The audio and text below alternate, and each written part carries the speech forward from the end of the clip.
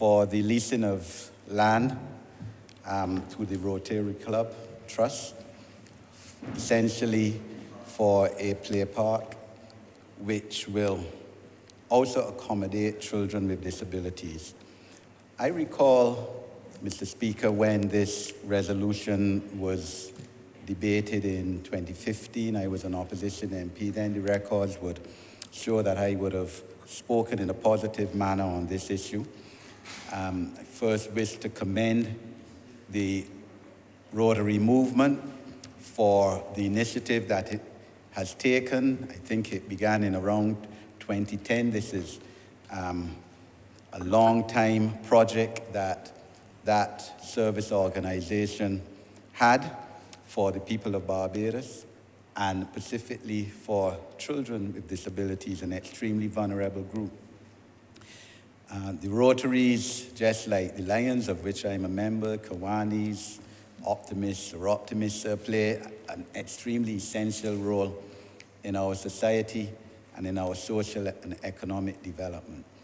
A government, as was said by the Honourable Minister of Housing who presented it, correctly said, can't do everything. And we need organizations, service organizations, non-governmental organizations, such as the Rotaries, to assist in our efforts to make life better for all our people. In fact, in Canada, I know certainly about 10 years ago, it was estimated that service organizations, non-governmental organizations, charitable organizations contribute about 7% to the gross national product and domestic product of Canada. And it would be interesting for a study to be carried out in Barbados, perhaps by the University of the West Indies, on how much these organizations contribute through volunteerism to the gross national product of Barbados. And of course, we have, since this administration came into office, added to that in terms of give back by students at tertiary level, in a lot of cases assisting these organizations and charitable organizations in this cause. I commend, sir, the Honourable Minister who led this debate this morning. He spoke with tremendous passion. I think he revealed for the first time that he also grew up in a household that had a relative, close relative with a disability, sir, and spoke with the passion that brings, and also as a Rotarian. And then, of course, the Honourable Minister in charge of disabilities who spoke as a true social policy expert, was speaking as someone who has brought tremendous passion and dedication and drive to the cause of advancing the lives of people with disabilities since he's become a minister.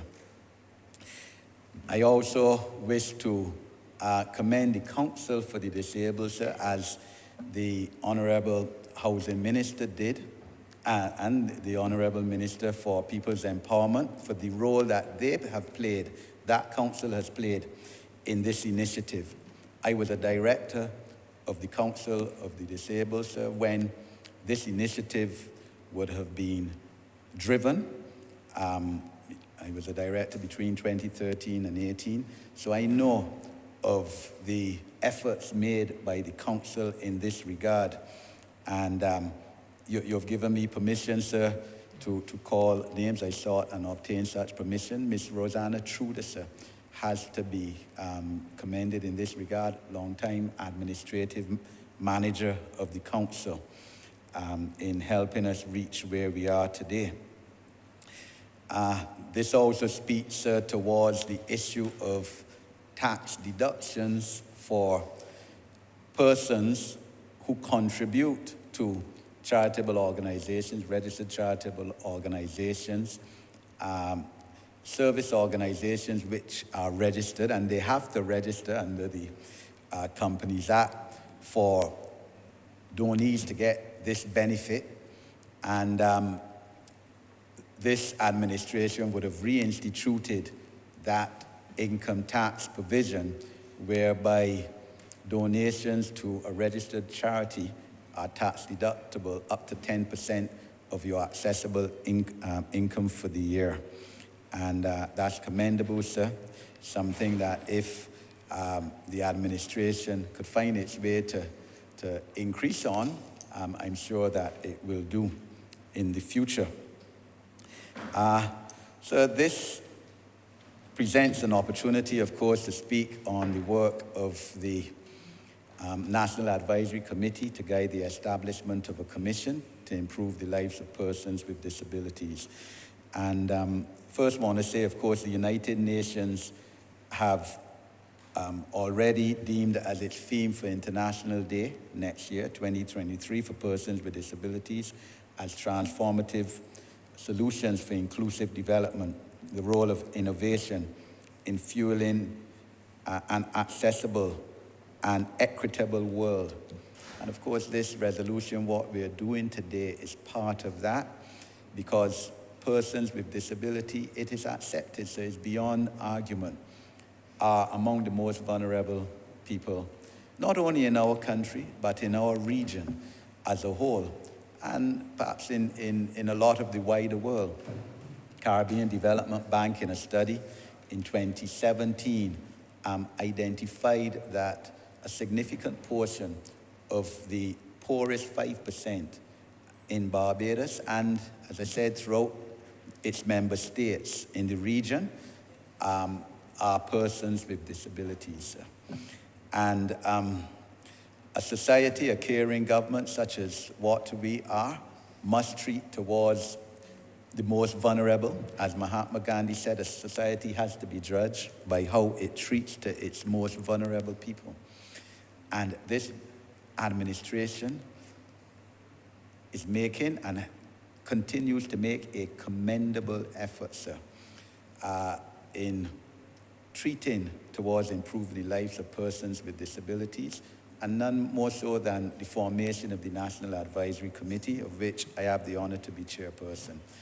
Prime Minister, on the 27th day of this year, when the Honourable Prime Minister, when Cabinet Ministers, Members of Parliament, members of the Senate were sworn in at State House, said that she was going to, and the Cabinet was going to establish this National Advisory Committee.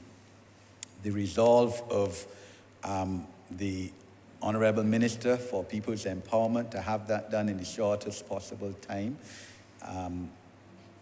realized the fact that by 1st of June, this committee was indeed established. And so in the, almost 6 months of the duration of the life of this committee, a tremendous amount of work has been done. I don't know that there have been many committees that in such short a time have been able to have engaged the public to such an extent that this committee has been able to, sir. And so I have to give credit to the members of the committee, sir. As I said, you have given me permission to call names. The Deputy Chairman, former President of the Senate, Kerry-Ann Eiffel, SCM, sir, has been a tremendous task. But Kerry-Ann, I mean, is a treasure unique, sir. And she shows the possibilities, what is possible when people with disabilities, blind persons in her case, because people with disabilities are not a homogeneous group, get the opportunity so they can achieve as much more than people who don't have any patent inability. Senator Andre Lee Boyce, so, a tremendous young man, 2-3 university degrees, outstanding individual, member of the committee. And sir, I have to commend Cabinet for agreeing to the choice of such a committee, sir. I would have recommended all the members except one. If I had thought of that one person, I would have added him on too, sir.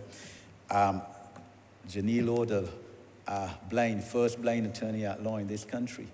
Someone who, despite her visual impairment, sir, taught her class at law school. distinction, first-class honors in law. Again, showing the possibilities of someone with a disability. Joyanne Higgs, communication specialist, been of tremendous help in advising on public relations and relationships with the media to the committee. Larry Smith, Silk, of course, assisting in terms of the legal effects and on the mental health and challenges issue, autism issues. Granville Carter, sir, six-time Calypso champion in contest for the blind in this country, 6 successive times, worthy of a national honor, sir.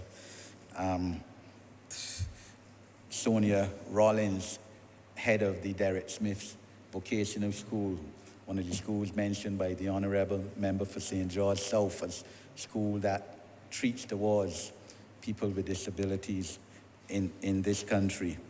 And Mr. John Hollingsworth, who is director of the National Disabilities Unit, and that organization doing yeoman's services in this area with limited human resources. So this committee, sir, grounded with the quality individuals such as those that I named, and every member of that committee either has a disability, sir, or has a close relative in terms of a child, or in my case, a sister with a disability. So we all know disability as a lived experience. And this is important in terms of the enthusiasm and the drive that has gone into the works of this committee, sir. So we initially met with all the ministries, each and every ministry and major statutory corporation, major government department we have engaged in. Within the first 6 weeks, July, that was up to the middle of August. And I again commend all the members of cabinet, sir, who led their ministerial delegations in meeting with the committee. They had their top policy advisors, permanent secretaries, and senior managers at the meeting. In each and every case, a minister attended, except in one case where that minister was out of the island on government duties. And that was a meeting that we combined anyway, as we did with some ministries. So, there was still ministerial representation at the meeting. And that showed me, that showed the committee, that showed people with disabilities that this is an administration that truly cares and is not only willing to just form a committee and speak on an issue, but to act in that regard. And for example, every minister who I put the question to during the meetings, look, people with disabilities have to be involved not only in terms of the socio-economic life, but more involved in socio-economic life of this country, the cultural life, sporting, recreational, but also at policy making level, have to be given that opportunity. And would you be willing, of course, to have people with disabilities, more people with disabilities on your the statutory boards, committees, commissions that come under your ministry? And all the ministers, of course, said yes, they would be. Now, that takes being informed of who are suitable, are worthy to be on statutory boards, and there are many such people in this country who can, if given the opportunity, serve at that level and be part of the policy-making machinery of this country, and obviously making decisions about themselves and their own lives, sir. So I would call, sir, on members of Parliament to give names to your colleagues on persons who could serve. When I was minister, sir, I certainly would have ensured that on the committees that I had responsibility for, there were some persons with disabilities. So this is one of the key areas, sir, that, and the Honourable Minister for People's Empowerment spoke to it. He said that he wants to know where every person with a disability lives in Barbados. And that is certainly the ideal, sir.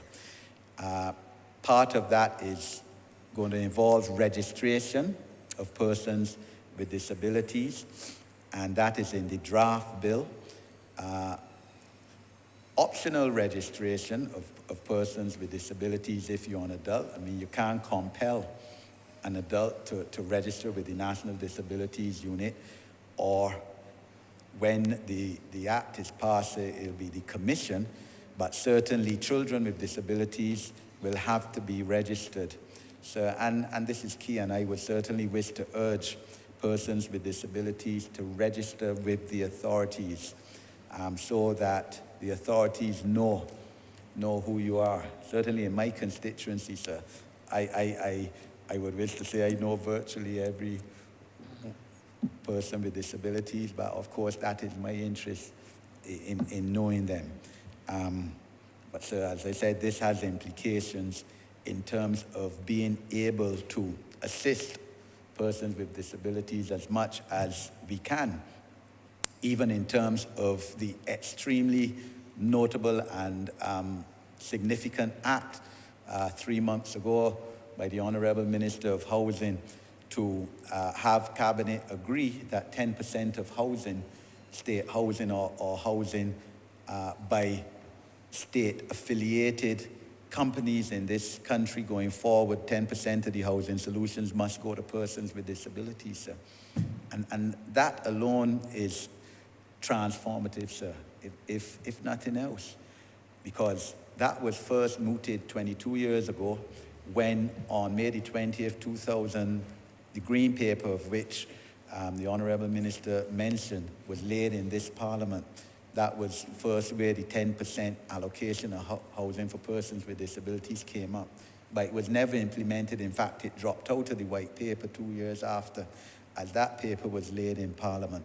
But to make this now a lived reality and a realised proposal, again, we have to know who are the people with disabilities that need housing, so that the state can accommodate them. And part of that, of course, the major part is registration. That is why, sir, it's so important. I mean, tomorrow the committee is meeting for the second time with the Electoral Boundaries Commission, because there has apparently been slow registration of persons with disabilities for the Trident card, under which, within that card, you could register your disability as well, and therefore it's important for us to try and get this right in terms of registration of persons with disabilities. After meeting with all the ministries and major government departments, sir, the committee also met with the labour movement, the business community, employers confederation, Chamber of Commerce, with United Nations organizations here in Barbados.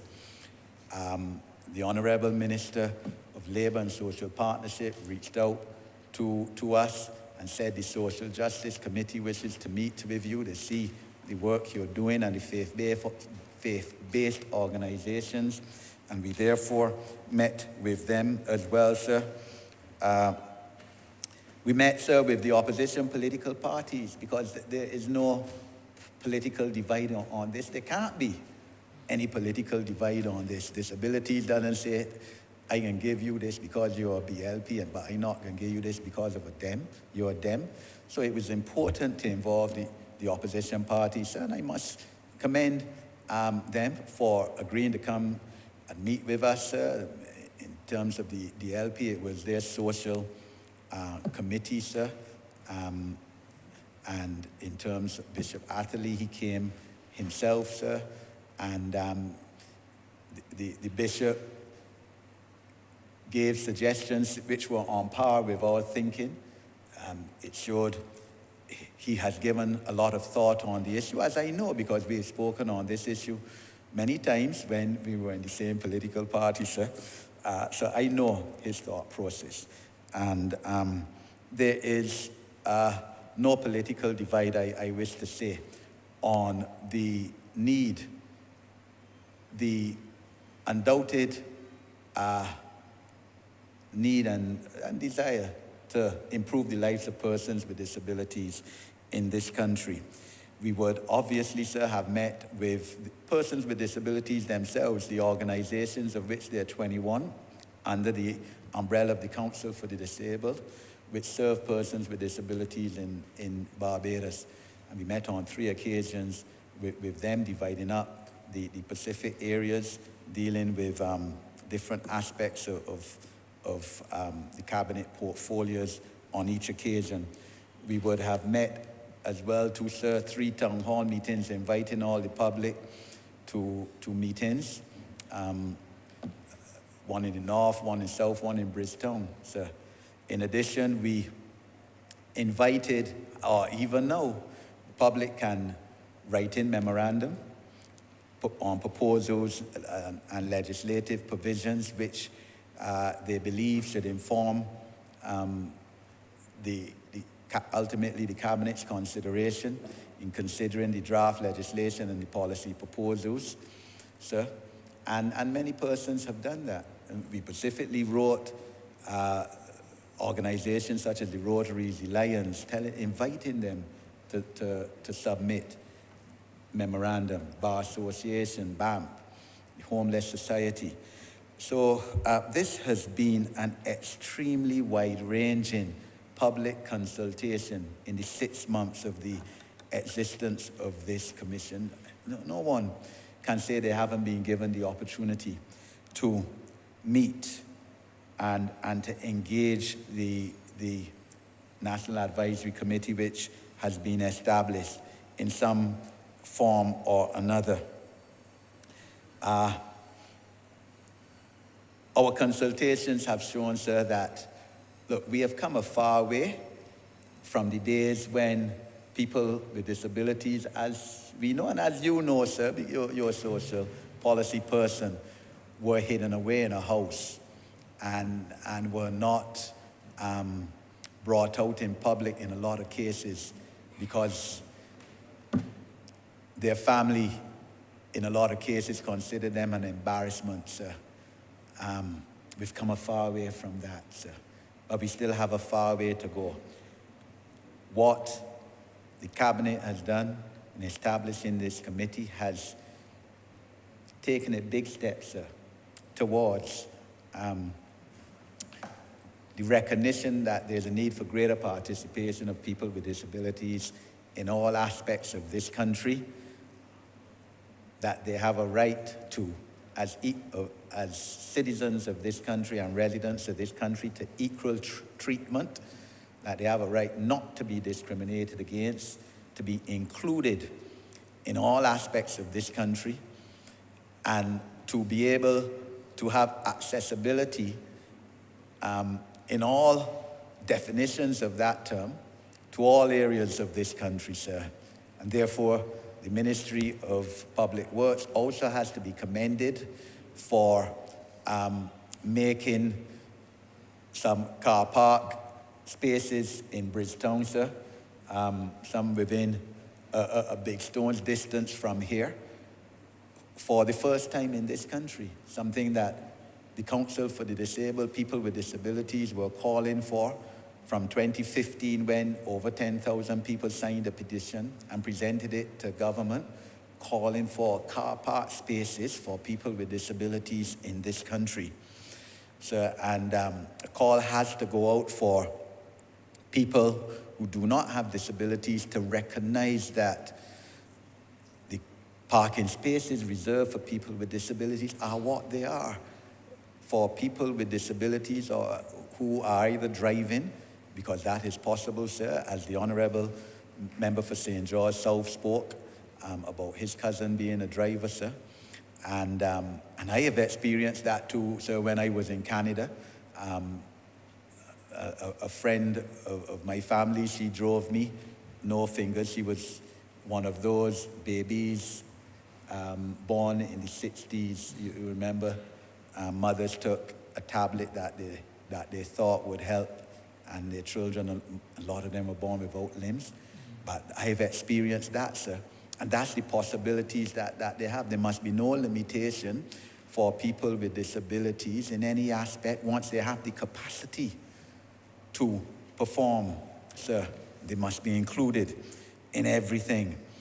And the car park spaces are to be reserved for people with disabilities. And during our meetings, certainly, sir, with the business community, we're calling them to be more vigilant to prevent people without disabilities abusing this position, because it is the law of the land and subject to fines for parking in car park spaces reserved for persons with disabilities. So I wish to speak about the role of the Law Reform Commission, sir, and the Honourable Member for St. Michael's South mentioned it, but I will also mention it, sir. The role of the Law Reform Commission, headed by Sir David Simmons, whose name, as we know, last Friday, very worthily and deservedly, sir, is now on the judicial complex, along with name of another former Attorney General, Sir Henry Ford, both members, long-standing members of this Parliament, sir. In the case of Sir David, also a former Chief Justice, sir. And the Law Reform Commission recognized that we have a serious deficiency in our legislative framework in this country in not having comprehensive disabilities legislation. All we have, sir, of course, is the Constitution, which would give generally rights, human and fundamental rights, to all citizens of Barbados. We have the Employment Prevention of Discrimination Act, passed in this Parliament in 2020, which speaks as one of the categories of persons not to be discriminated against in terms of employment as people with disabilities, but there's no comprehensive legislation. And Sir David, sir, would have contacted the Honourable Minister for People Empowerment and myself after he heard of the establishment of the National Advisory Committee, and said, we will retain a legal consultant for you to draft the bill, to draft the disabilities legislation. So, and you know, the Lord works in mysterious ways, his wonders to perform. The stars, it's like the stars all coming together in alignment at the same time, because that has been a tremendous benefit, sir. So the Law Reform Commission retained Dr. Jason Haynes, one of the brightest academic minds in this Caribbean. Vincentian, born, married to a Barbadian, again, top of his class, first class honors, distinction in everything. He did now a lecturer at the University of Birmingham, in the recent past, Deputy Dean of the University of the West Indies Law Faculty here. And he drafted us a bill, as he had done, sir, in his home country last year in St. Vincent, in drafting disabilities legislation bill. He had experience in the area because he was also part of the process of the report the Honourable Housing Minister spoke of today, the Access to Justice report by Impact Justice, which was published in December last year, so he was part of that too. So he has a platform, and we had a draft bill, sir, which the committee has obviously looked at and tightened up on many proposals. And this Parliament was told today of the all-day session that was held last week, Wednesday, with all the stakeholders in the community of people with disabilities and the organizations, as well as officers from the Chief Parliamentary Council that ultimately, of course, would have overview on the draft bill. So two of the parliamentary councils, certainly one senior parliamentary council, were present as well at this all-day meeting. And the final draft, sir, is scheduled to be presented to us by the 5th of December, in 2 weeks' time, sir, because The committee initially has been given a 6-month tenure by Cabinet, which ends the end of November, sir.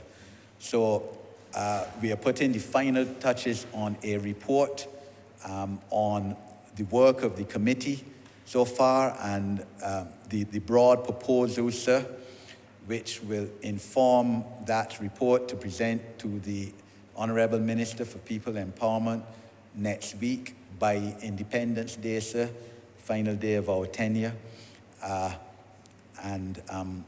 It is up to Cabinet to see if the tenure bit should be extended, because the policy document which will be required to go to the Cabinet for its consideration along with the draft bill is being worked on, so probably won't be ready until the 3rd week of January by Professor Drain Devenish, an outstanding Barbadian social policy and social scientist, sir, who has recently done the elderly report for the same Ministry of People Empowerment. I believe he's also involved in the sports policy initiative as well.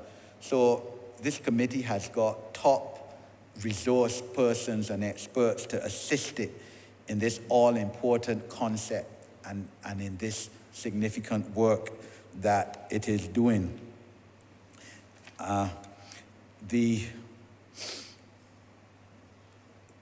Sir,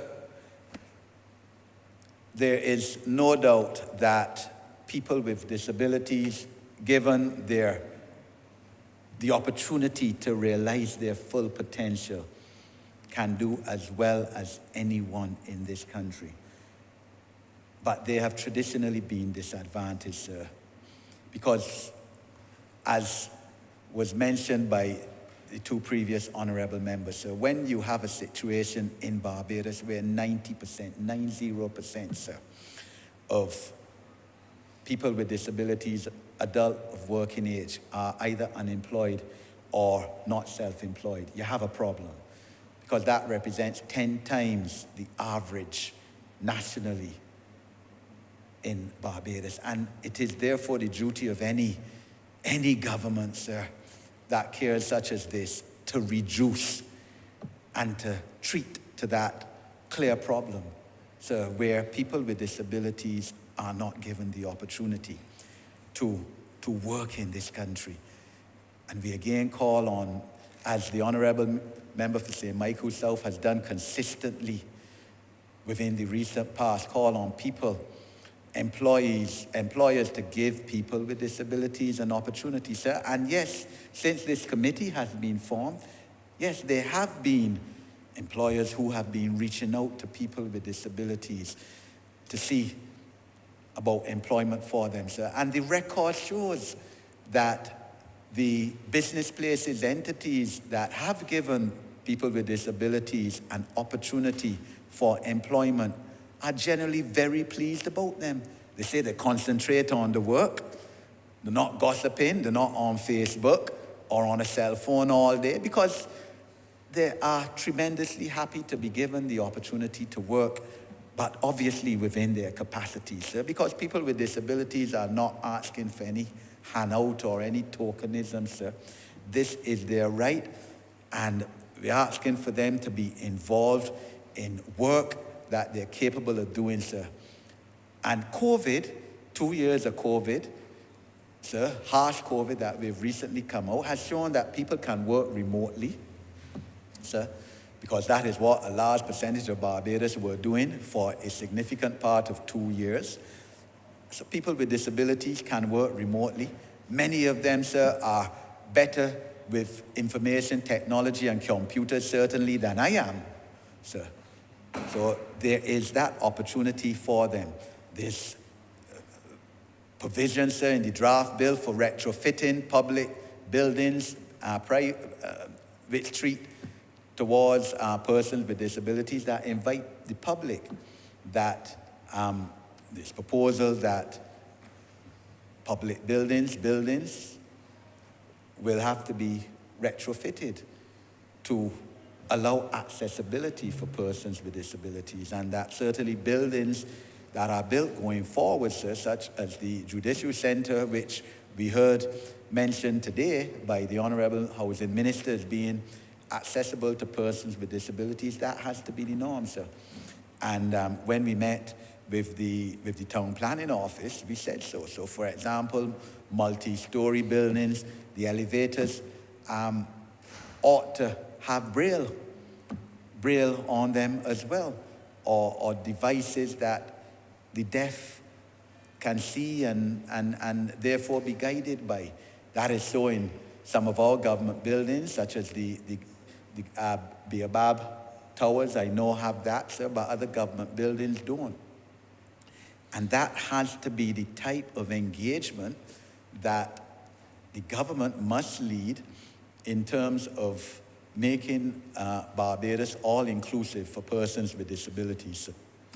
When we met with tourism, sir, and I commend the Honourable, well, she's no longer the Honourable Senator who was Minister of Tourism then. She's, of course, now Minister in Small Business, but she realized that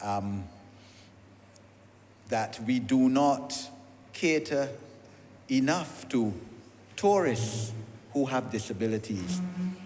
And even from an economic viewpoint, that can be a major market, because a lot of persons with disabilities in the developed countries are multimillionaires, even if from the settlements which they have received as a result of the incident which caused their disability.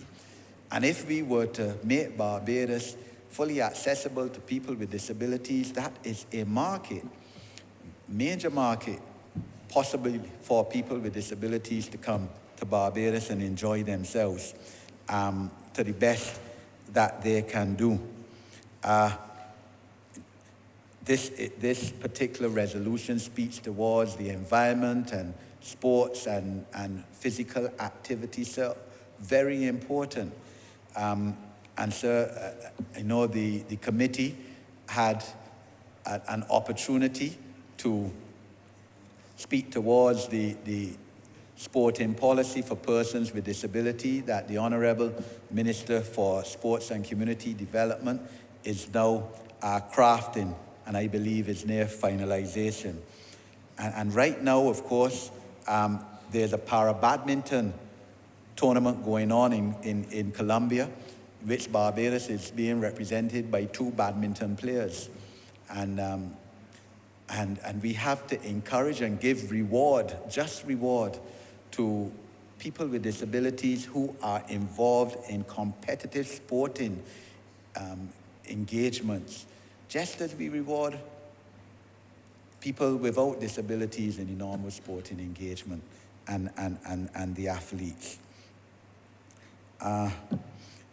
So, education of children with disabilities is major, because you're not going to vastly reduce the unemployment figure of persons with disabilities without education for better education opportunities for children with disabilities. And as I said, sir, it is perhaps that the stars have come together, because the Ministry of Education, as we all know, is in the midst of looking at education reforms, and part of that education reform must include children with disabilities.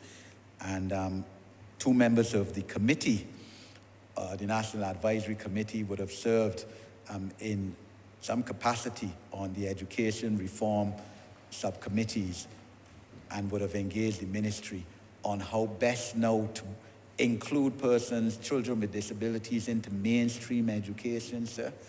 Because, and this is what this resolution is about as well, permitting the opportunity for children with disabilities to come together with children who do not have disabilities, sir, because that's the only way. It can't be a case where children with disabilities are excluded and are made to feel that they are different because of a disability, and are therefore subject to bullying, for example, as we heard, as the Honourable Minister for People Empowerment said, we heard about at the town hall meeting, sir. And the coming together of children with disabilities within the school environment must happen to a greater extent than is now. And it can't be a case where even though we have education, free education, quote unquote, as of right, in this country by legislation for over 60 years, starting in the 1950s with certain schools and culminating in the 60s. But yet the reality is that parents of children with disabilities, majority of whom, sir, are struggling financially, have to pay in some respects for their children to be educated. In a lot of cases, that education may be subsidized by the foreign trust companies, charitable companies that are here, the Sandy Lane Trust, the Maria Holder Trust, for example, the Derek Smith Trust, Tanglewood, sir. But this needs to be as right, because children with disabilities have the right to free education just like anybody else. But that can't be only words, it has to be translated into reality. And it is incumbent on us, sir, as members of Parliament, as representatives of the people, to have this happen, sir. All of this is not going to happen overnight, sir. There are going to be some proposals in terms of policy that can be brought into effect immediately, sir, on submission and after Cabinet's consideration and approval of what Cabinet feels should be approved, sir. But there will be some that would need medium-term measures, maybe to come into force in 2-3 years' time. There's some that may take a longer time, sir, to come into effect, sir, because Rome wasn't built in a day. But a start has to be made to make this most vulnerable group of people be able to participate and be included in all aspects of life, even in the political process, sir. As I said, we're meeting with the Electoral Boundaries Commission tomorrow, because there have been many cases in the past where people with disabilities say that they are not allowed to vote independently, where they wish that an electoral officer may intercede, sir. That is the truth. There have been reports on that and say, well, I can vote for you, I can cast an X for you, but sir, I defend the right of any person with disabilities, once they are capable of voting independently, to so vote. Whether the voting be D or independent, sir, that is their constitutional right.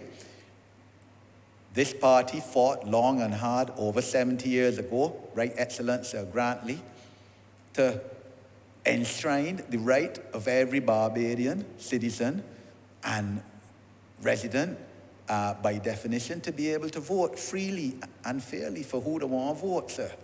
So this is what is at stake here, sir, within the wider debate here today. Cultural involvement, sir, must be a cultural policy to advance people with disabilities in this country, because that is part and parcel of what makes us all, sir.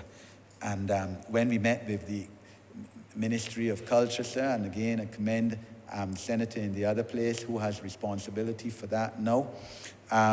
We spoke perhaps of funding by UNESCO in this cause to assist us in this regard, because there's developmental funding available for us to advance in this area.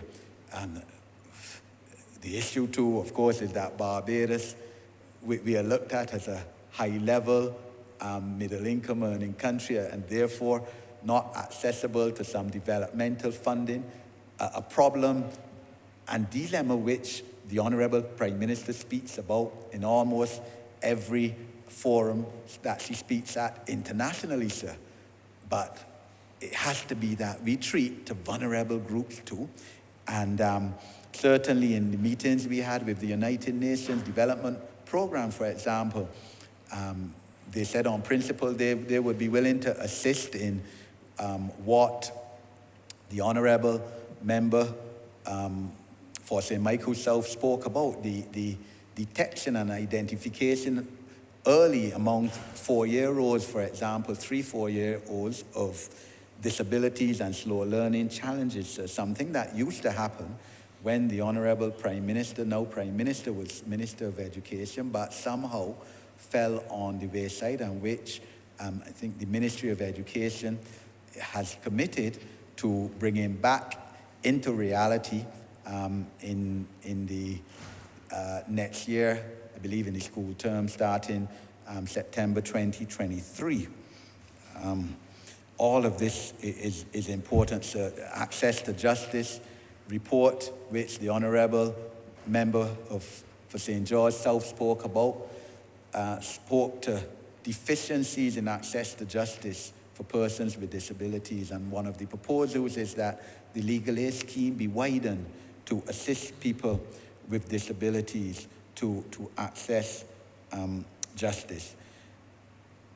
But certainly, sir, the time will come for debate in the near future, hopefully before the end of this financial year, on the rights of persons with disabilities bill, sir. So we would have the opportunity to speak further on that, and clearly the provisions which will inform a better life for persons with disabilities, especially in terms of education, employment, health, access. So in employment, sir, the committee is recommending proposals for a quota system for businesses employing over a certain amount of persons. So we have to speak towards transformation and some radical changes if we are going to reduce this high unemployment figure of 90% for persons with disabilities. Because let's put it within context. The 2010 Housing and Population Census spoke towards 11,500 people with disabilities in this country. That represented 4% of our population at that time. I would put my head on the block, sir, to say that that figure is now significantly increased, and that percentage as well. Because since then, of course, we have people living longer. And the longer you live, the more likely it is that you're going to get some form of disability, with the prevalence of diabetes among black people in this country, sir, amputations, vision impairment, sir, Alzheimer's. Then, of course, we had the intervention of two health pandemics, sir, one much more serious than the other, but chikungunya, regrettably left many people with disabilities, now have disabilities, sir, and even more so, COVID, sir. Those who were fortunate to survive, a lot of people, especially the elderly, who contracted COVID, regrettably now have some form of disability. I'm sure that all 30 of us in here could speak towards constituents in that position. So this is a significant percentage, and when you double that at least in terms of the caregivers, people who look after people with disabilities, you have a situation perhaps certainly of over 10% of people in this country who are directly affected by people with disabilities. Much more so because you might have two caregivers in a lot of cases. So this is what has to inform the policy on persons with disabilities by this government. Since the establishment of this committee, as the Honourable Minister... The Honourable Member has 2 more minutes. Yes, sir, I thank you.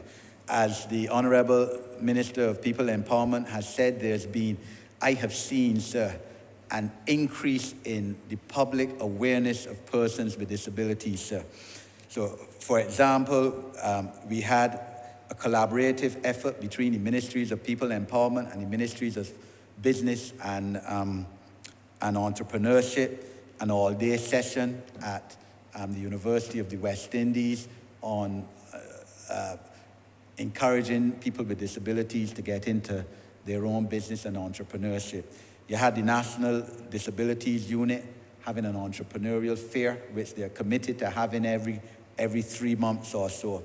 You have the private sector as well coming in, Barbados Entrepreneurship Foundation Inc., that would have had sessions and would have gone out of its way to include people with disabilities in the sessions on entrepreneurship. So there must be greater sensitivity by the public on this issue. This is one of the key challenges that we face, and The committee has started that. Each member of the committee at various times engaged the media, went on brass tacks, people's business, one-on-one, sir, and engaged the public, and would have allowed, the public to call in and make their suggestions as well. So, sir, I again wish to praise the Rotarians for their efforts, sir. We could only hope that the play park is now set up and established in the shortest possible time, sir.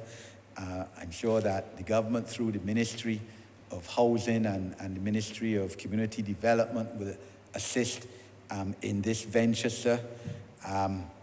But in the wider sphere, sir, we stand ready, sir, and certainly I stand ready after being involved in this cause for over 30 years, sir, to serve in whatever capacity I'm required to ensure that people with disabilities are given equality of opportunity in every aspect of life in this country and are allowed to realize their full potential and talents as every citizen of this country ought to be able to do.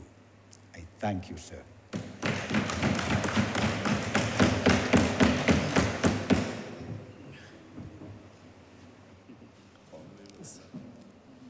Honourable Philip West. Thank you, Mr. Speaker.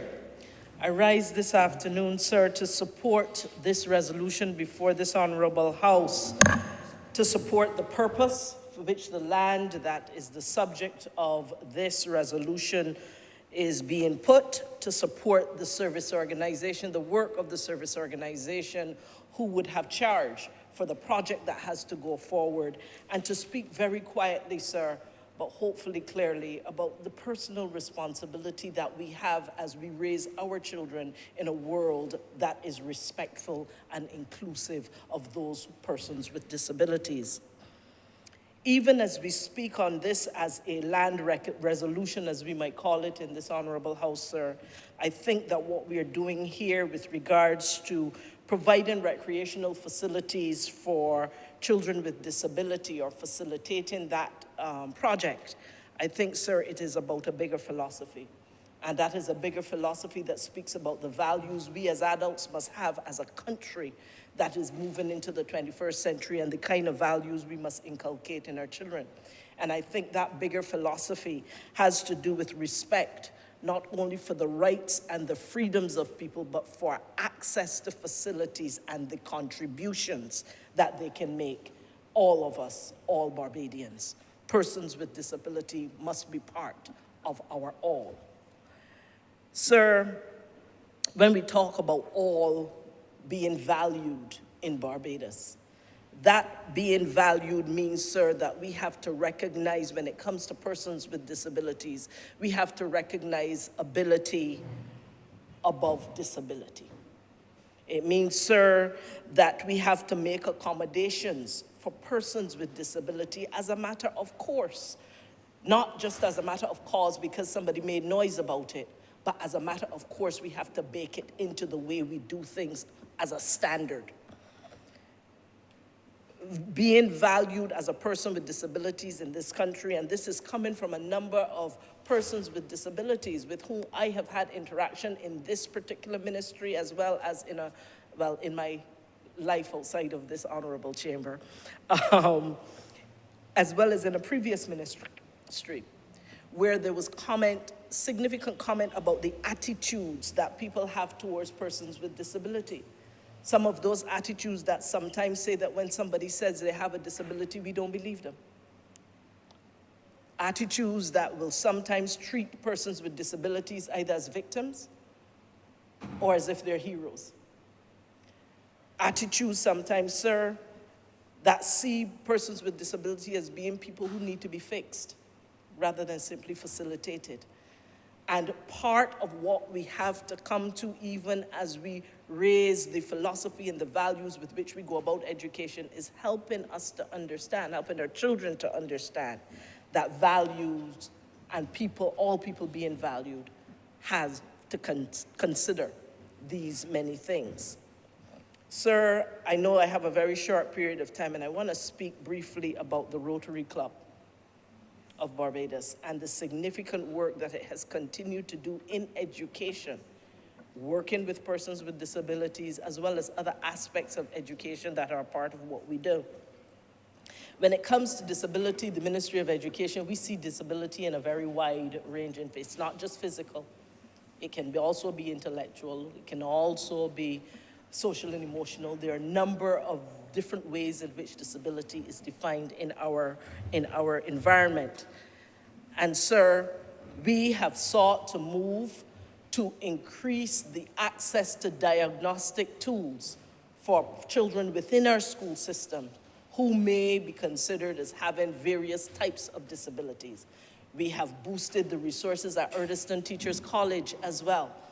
And with the help of the Rotary, for example, we have been able to put training in place for teachers in sign language and diagnosing those who have different disabilities that are intellectual and academic. Sir, even without the legislation being here right now, we, in fact, just last week, as I was speaking with the Education Technical Management Unit, that's the part of the Ministry of Education that works with building and repairs to school buildings, the infrastructure in general. What I have said to them is that going forward, every single new structure we put in place must have baked into it the capacity for access to persons with disabilities. Sir, the Rotary has worked with the Ministry of Education for years and continued again during this year to work with diagnosing those students who have hearing challenges. And they partnered with the Steinbach family, bringing an additional part of the partnership together from the private sector to continue to do that. And sir, the work that was done by the Rotary and our partners, the Steinbach family and others, is significant because the majority of the students who were actually diagnosed with some type of hearing challenge, where we thought that it would be hearing aids or some other type of medical intervention required, what we discovered was that a significant part of that challenge was a buildup of wax in the ears. And so there were certain interventions that had to be made that were not medical and did not have to do with adding additional hearing aids or anything else. But because of the intervention they made with us in collaboration as partners, we were able to fix problems or at least address problems in an appropriate way without having to go further. And what I appreciate about the Rotary Club, particularly and the Steinbach family in this particular effort to work with persons with hearing challenges, is that they did not just do the diagnostic work, they went the full distance of providing any aids, hearing aids or other types of devices that were necessary, and they also paid for other medical interventions that were required. And so I want to say thank you, sir, on behalf of the Ministry of Education and the families of those children who will not get the chance to come in here, to say thank you to the Rotary Club of Barbados and the Steinbach. And I thought I needed to share some of these, sir, because the Rotary Club, which is the agency, the partner with whom we will be working in development of this recreational facility for persons with disabilities, I think we do not hear enough from others outside of them about the good work that they're doing in education. Sir, I could go on and I could tell you about the garden projects that the Rotary Club has done with us in Vauxhall and at West Terrace. I can tell you about the water tanks and the pumps that the Rotary Club has also donated, not only for use during the school term, but also for emergency situations. I could tell you, sir, about the sponsorship of scholarships for students in Barbados, full scholarships through university, full university degree for those who are in need, financially in need. I can also tell you, sir, about the devices, more than 132 plus and counting of devices that they have given to the students and the young people of this country through the Ministry of Education as we work towards online work. And of course, there's the Agri-Kids program, which works very nicely now with our food and nutrition policy, where it has worked with children from different schools across the country as it relates to food and nutrition, exercise, and of course, the ways in which they're able to get better access to equipment, etc. And so this project really just continues on the road that the Rotary has been when it comes to recognizing people who have need and being able to respond in an appropriate way and in a timely way to those needs. Sir, I grew up at a time in Barbados when persons with disabilities were not necessarily afforded the kind of respect that we now know better and are able to do better about. Sir, and I think as I have grown up, that we have some choices about how we behave. And I want to share here parts of what we are learning from students with disabilities and others about what hurts and what personal responsibility of adults and children alike, and teachers too, can certainly do for them. And I'm asking the question, when you see a person with disability, do you stare? When you see a person with disability, do you laugh or snicker? When you see a person with disability, do you speak negatively? When you see a person with disability, do you care or even give a second thought? Words and actions hurt and they matter. And I think that it is time that we as a society learn how to have a different conversation first with ourselves about how we perceive persons with disabilities, and also to have that conversation with persons with disability. You had one child who has a wheelchair, who's concerned that people tend to go and put their foot on the wheelchair, lean on the wheelchair, touch their equipment in ways that's not comfortable for them, but that they don't have the confidence to be able to say, stop that, don't do that, I don't like that. And we, in terms of personal responsibility, we too have to be able to speak up. But not just speak for people, because that too can be offensive. Get permission to speak on behalf of a person with disability. Do not assume that you need to jump in and be their hero. They,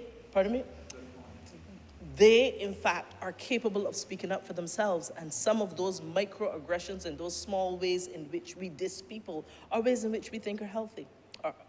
But really and truly, they do some harm.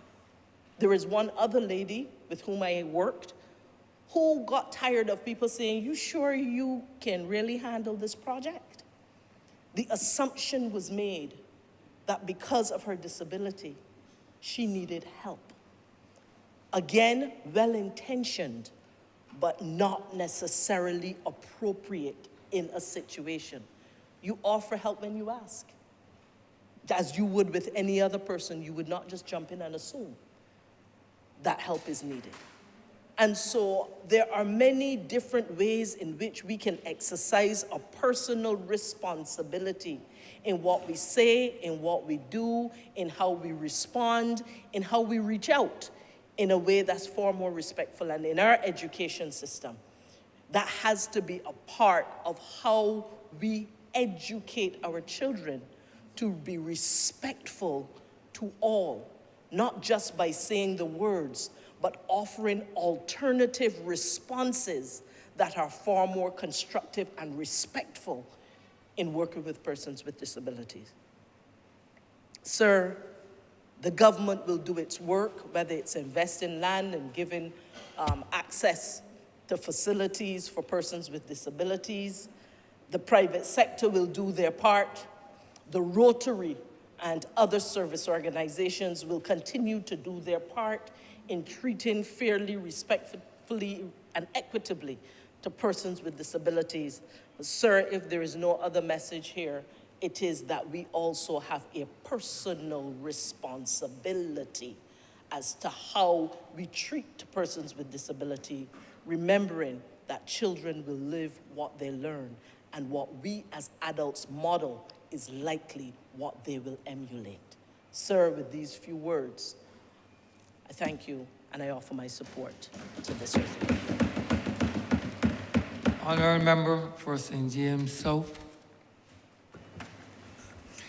Thank you very much, Mr. Speaker.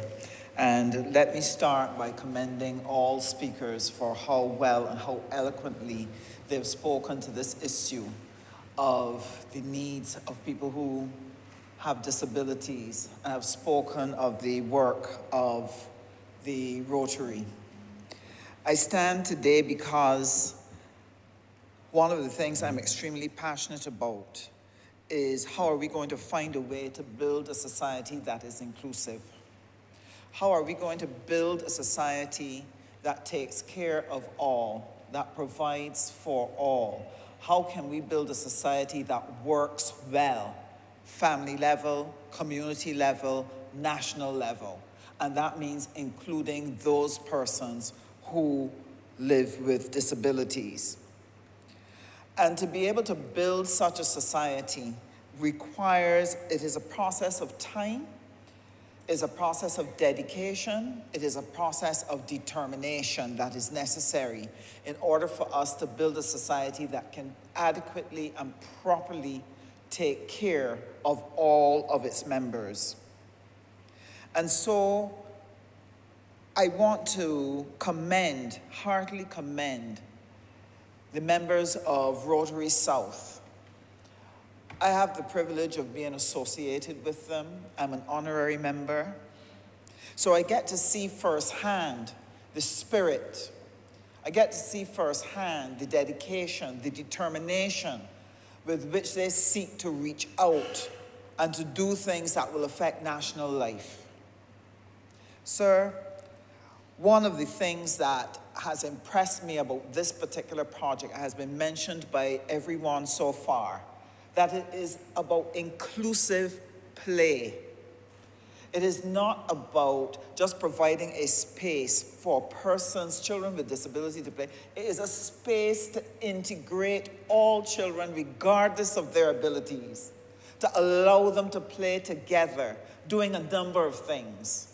Not only providing children with what, as children, they should enjoy, play, fun, relaxation, enjoyment, but also providing a space in which children can learn the importance of loving and caring for each other regardless of what those differences may be, and to recognize that those differences are not a problem, that there's so much more to enjoy and engage because we are whole persons.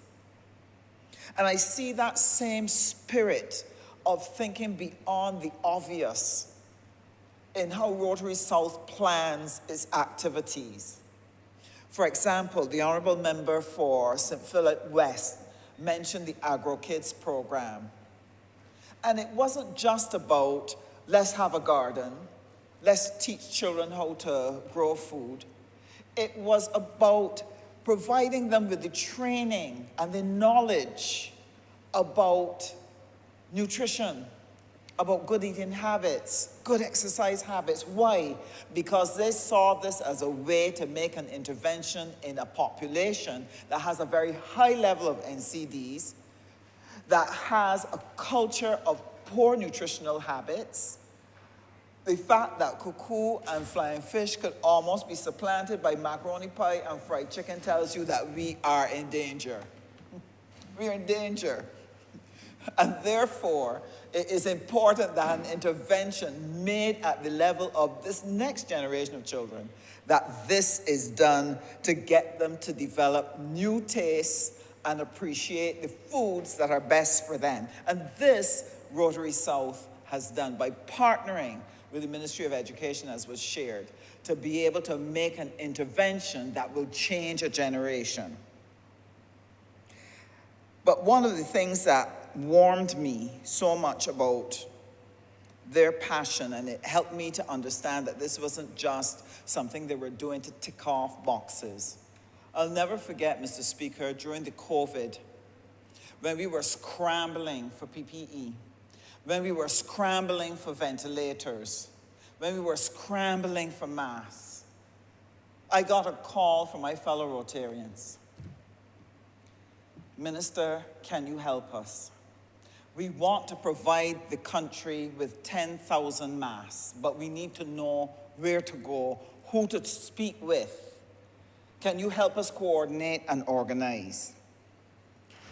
And sir, they were relentless, because at the time we were still trying to organize ourselves as a government, still trying to put things together, still trying to work out who will do what and so on. So it was really a little challenging at that stage for people who wanted to volunteer to fit into the program, because the programs were now being developed.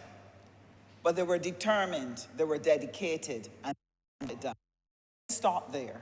They went on when we had the care packages. They pursued me again. We want to help pack and see if we can assist with the delivery. And they did that. They worked at some of the stations, and they were able to provide pack the packages that could go out to the homes that helped so many people. Now, sir, that kind of spirit is invaluable to a nation. That type of spirit is a spirit that will help transform a country, transform a community. And when I think about them, sir, there are people who are busy just like us. There are people who have problems of their own just like us. These are people who have positions of responsibility and work hard just like us. But the level of dedication that they show in seeking to address the issues, in seeking to raise the funds to make possible inclusive play, tells you that these are citizens of Barbados who see Barbados as important and who see solving our problems, our social problems, as important to them, that they have a responsibility to give back in an organized way. And I want to commend them highly for what they're doing, along with the other service clubs like the Lions and the Kiwanis, etc., that work tirelessly throughout the year to bring relief, to bring comfort, the Salvation Army, to bring comfort to our nation. Now, sir, if we could take that spirit and drop it into the Barbados Water Authority water system, and have every Barbadian get a good drink of the spirit of commitment, dedication, and determination, this country will be a different country. Sir, we will be able to solve the problems of keeping the environment clean, because people in their communities would get up and know that it's not just about sweeping inside the house, that they have to sweep outside and make sure outside is clean and put it away properly. If we could take this spirit of Rotary South and put it in the environment, this is what we could solve, this is what we could do. We could take better care of the elderly, take responsibility to look after the people who are related to us. I'm concerned, Mr. Speaker, I'm concerned that when some families find it inconvenient to care for the elderly, they look around for somebody else to take responsibility for it. If we had the spirit of Rotary, where we take responsibility to look after what we are responsible for and then help, we would have less problems with care for the elderly. And the Rotary South has gone further than even just the inclusive play. They have a program called Helping Hands. And what Helping Hands does, it reaches out to the elderly in the community who need somebody to help them when they're shopping, because that's a big challenge for elderly people. When you are challenged with arthritis, you're challenged with health problems, to get to the supermarket, then when you get to the supermarket, to have to get a trolley and try to work out how you're going to spend the little pension dollars, and then when you get out from the supermarket, no, you have to get home. How are you going to lift those bags? How are you going to get those bags home? It's a challenge. And so Rotary South has a program called Helping Hands that actually helps elderly people going into the supermarket and helping them select the stuff, get it in the cart, get them to the cashier, and get them out of the supermarket. Why? Because they understand the importance of giving back and that all Barbadians have a responsibility to help address the issues which are happening within our community. If we had that spirit poured forth in all of our communities, and I'm not saying they're the only ones that have it, there are a number of people who help, but they're not enough. They need more. They need to be encouraged. They need to to be organized to be able to work better together. But we need more because there's a selfishness that is beginning to creep into the Barbadian behaviors that was not there when I was a child. When I was a child, a community took care of itself. And but I didn't pick up the phone to call a politician to tell them about garbage there on the corner. People in the community went and took care of that garbage and made sure that it was taken care of. So if we had more of that spirit of community, we would not have those types of issues. We would not have the issues of mental wellness. A lot of us don't understand that spirit of coming out on evenings on the step and talking and laughing and playing some dominoes and listening to each other share was the way how people maintain mental wellness. They had problems too. They had challenges and stresses. They had less resources and less options. But that spirit of community, that spirit of reaching out and sharing and seeking to do something about something when you see it, helps to make a difference. And we need to find a way, and I know that this is something that occupies our minds as government ministers. How are we going to help strengthen and rebuild the social fabric of Barbados? How are we going to rebuild the spirit of volunteerism? How are we going to encourage people to understand that you do not live unto yourself, but you are part of a community, and your success only occurs because a community is at work. If a community was not at work, there'd be no school. If a community was not at work, there wouldn't be any housing. There'd be no buses. We only live and move and have our being within that community setting, and all of us have to contribute to it. And I want to deeply congratulate the members of Rotary South and all other charitable organizations for the work that they're doing. And I want to encourage people, no matter how small, reach out and help and do something. And before I sit, I want to commend, I had a wonderful weekend, Mr. Speaker. I really did. Because I had so many of our people in St. James South out doing something. Cutting trees down around the school that were presenting a problem. They wanted something better for the children in the community. The same Agro Kids program, looking at, okay, how can we help them keep this going well? Can we clean it up so that the kids can get started again in terms of their agricultural project? That is what I was involved in this weekend, and so happy to see people contributing. But the sweetest thing to my heart was to hear that 3 retired professionals went to the school and said, we are coming to help with the reading program, with the agricultural program.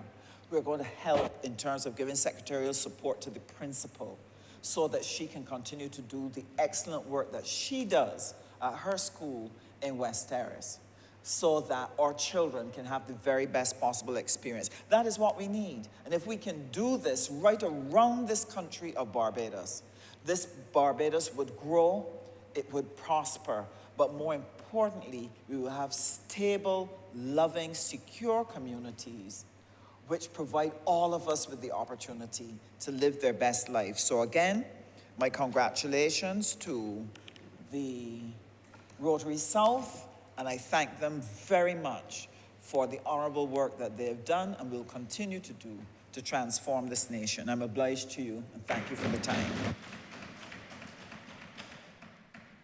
Honourable Member for St. Thomas. Thank you very much, Mr. Speaker. I am grateful for the privilege. I shall try to be as brief as possible because those other honourable members who have spoken earlier have really encapsulated much of what I wish to say, but I felt it extremely important that I make a few brief comments and observations in the hope that the policy and the legislation that is being worked on will be able to reach and look after the needs of thousands of Barbadians who really should come on board and help. We have always been a society of persons who will share and care, but I recognize over the past few years, many people have no interest because whatever is taking place is not impacting on them in the same way as if it were in their immediate families. And so I want at the outset to express my gratitude to the Honourable Minister who did the presentation this morning. It's one of the best that he has ever done. And I know that he's growing by leaps and bounds by the kind of commitment and dedication that he has to work with daily. But I'm sure that this one really took his heart, and he has been extremely expressive in his comments, and all of them made an educational step for each of us who are not as familiar as to the contents which he referred. And so I want at the outset to highly commend the Rotary Club South for its vision, and I know, and that has been said by a number of honourable members before, so I'm not going to repeat them, except to say that they are visionary, and I think it is most important that they start to look at facilities where those who are members of the disabled community will be able to get some kind of operational activities in the line of sports and socialization to add to what is in existence before. I also want to indicate, sir, that as a child growing up, so many thousands of our disabled children were kept indoors. They were hidden away because of stigmas, or they were touted from one step in the community to the other. People will put them to run all kinds of odd errands and make them feel less than important, while on the other hand, there were others who will nurture them. And I think that this nurturing component needs to continue, and let us remove the stigma and the discrimination that is being displayed, especially now that many of us who have come through the hornpipe, and for me the hornpipe is poverty, and have risen to a certain level, we have forgotten the bridges that we have crossed.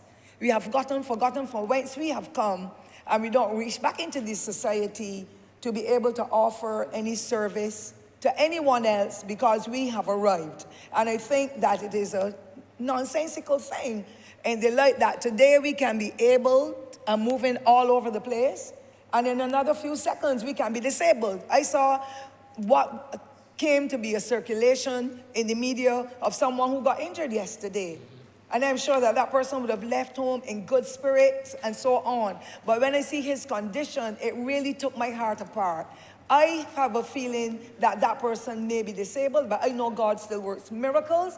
And I pray for all individuals and families that would have been in any way impacted upon, because sometimes you do not know if the whiplash you get in an accident or from whatever fall there is, that you may end up becoming disabled because of injury to your back or your limbs or whatever.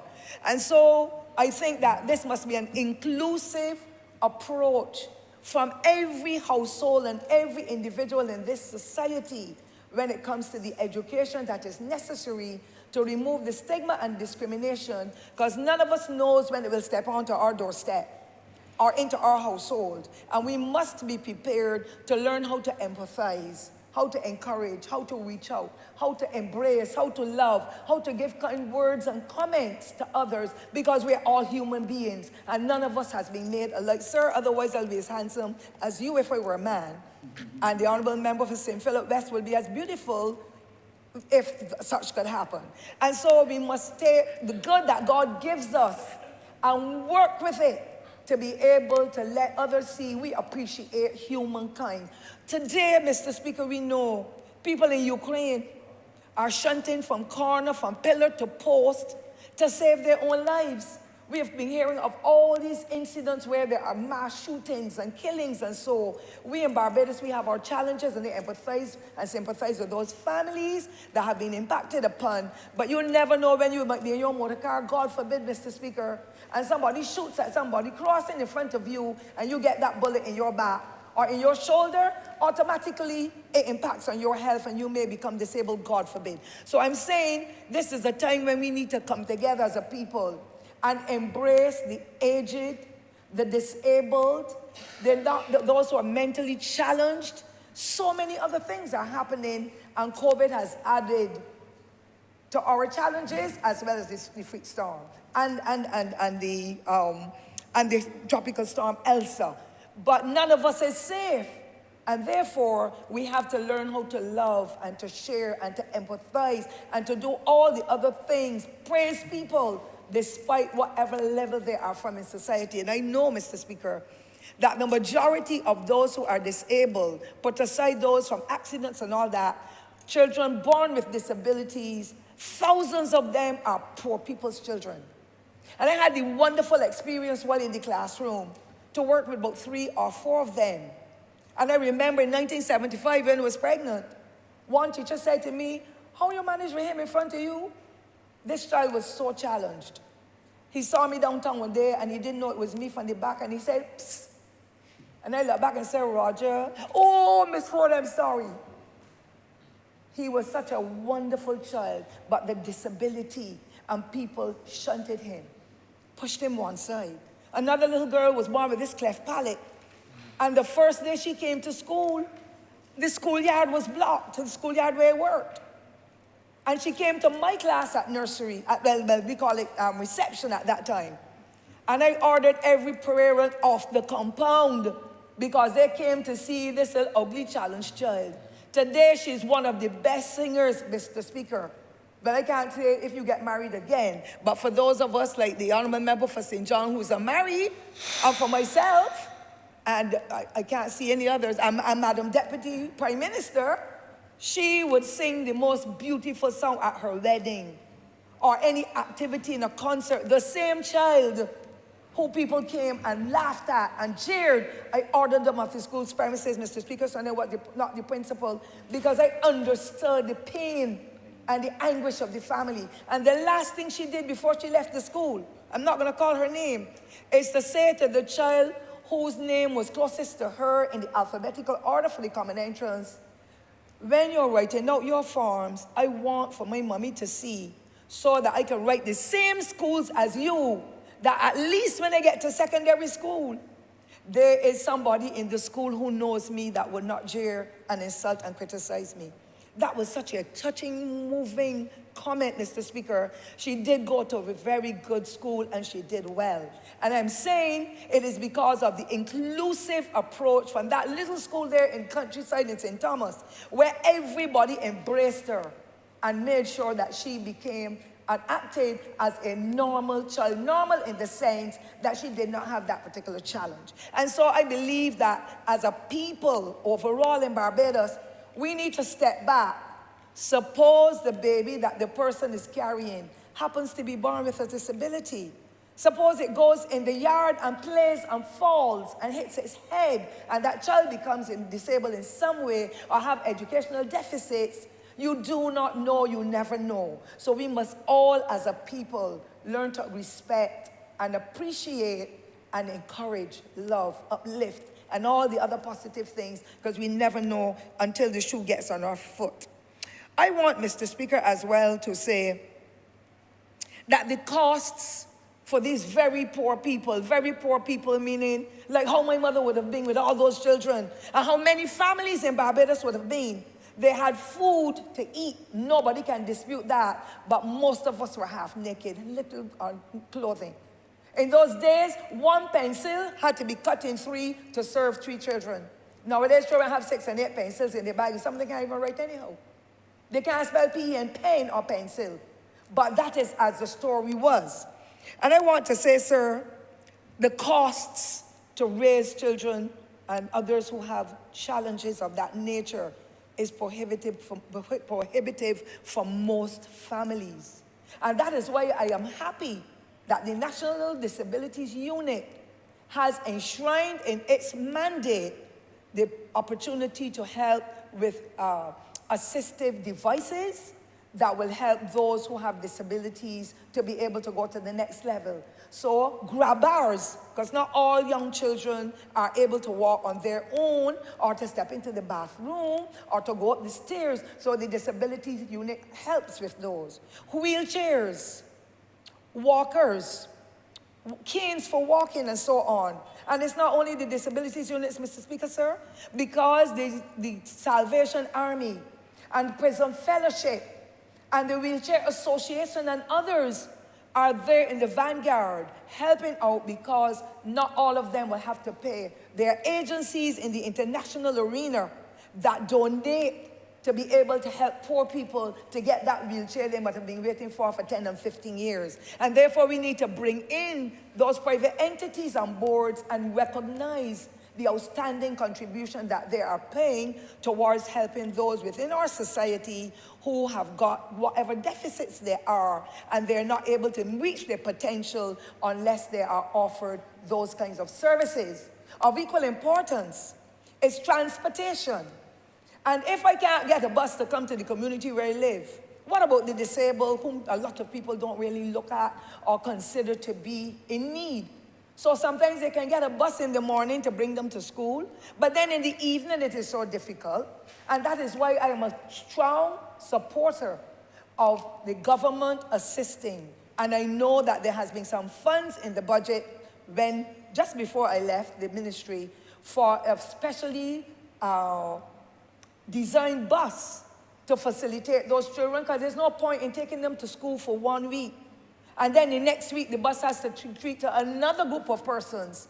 And then those children are losing out on the free education that is being offered. There are about 6 to 8 of the schools across the island. I cannot mention all of them because I don't want to prolong this session. But many of them, parents have to pay for the private tuition.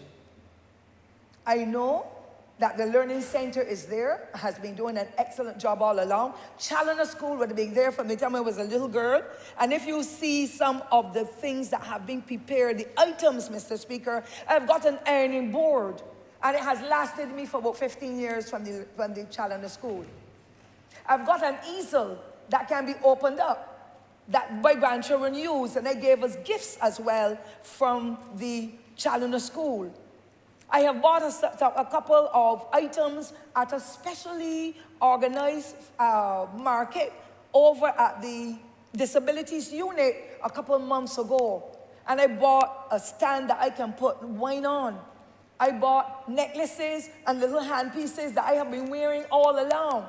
I bought glass cases. I bought so many things, and vegetables and fruit and seedlings that they have been planting as part of what they are doing within those schools and those environments. We've got the Derek Smith location over in St. Michael. And of course, we've got the School for the Blind. We've got the Irving Wilson. We've got the Ann Hill schools. Other schools are helping. Sadly, the Albert Graham Center, that has been put on the table for upgrades. That too does an excellent job with the diagnoses of the children and so on. But of course, again, poor people have to wait on those facilities because they don't have the cash or the wherewithal to be able to pay for the services. And that is something that we have to balance out. And I know that there has been discussion within recent times for that kind of facility to be made available for the continuity. I heard, because this is now about 25 years that we have had meetings with them when I was in education with the Honourable Prime Minister as Minister of Education.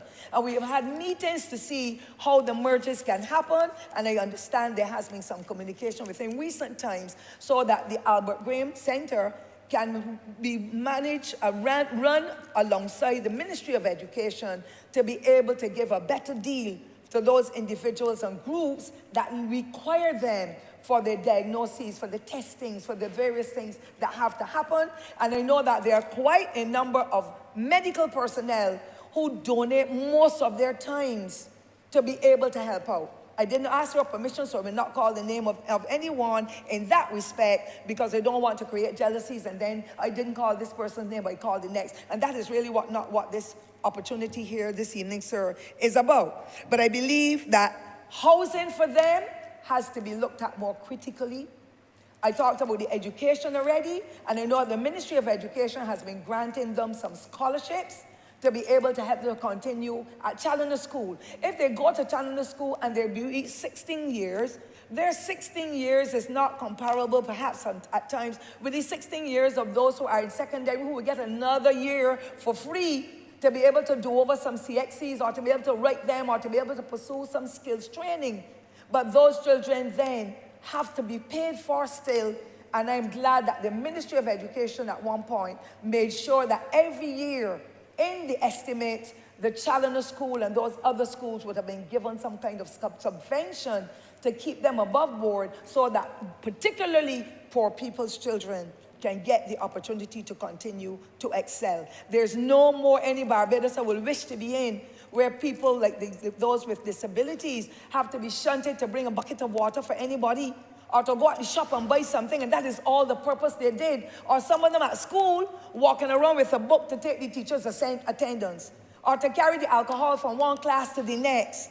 We need to change the culture if we have not gone beyond it, because, sir, I'm no longer in the school system, but I hear a lot, and I know a lot, and I would wish for us to treat them with the dignity that is required, because they too are human beings and not responsible for the situation or the plight that they may be experiencing in this society. I must say, however, and I was very proud last year, I attended an activity, or no, it was 2020, and the only PTA that went to the gymnasium to discuss how they would handle the COVID-19 pandemic was the strongest one with those of parents of children with disabilities.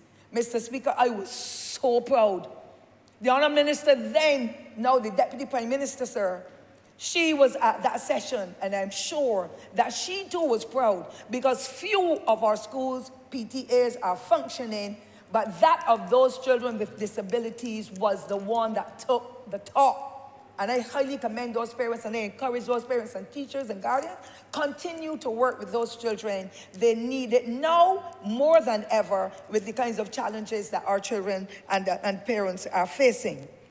I also want, Mr. Speaker, to indicate that this resolution, for me, is profound.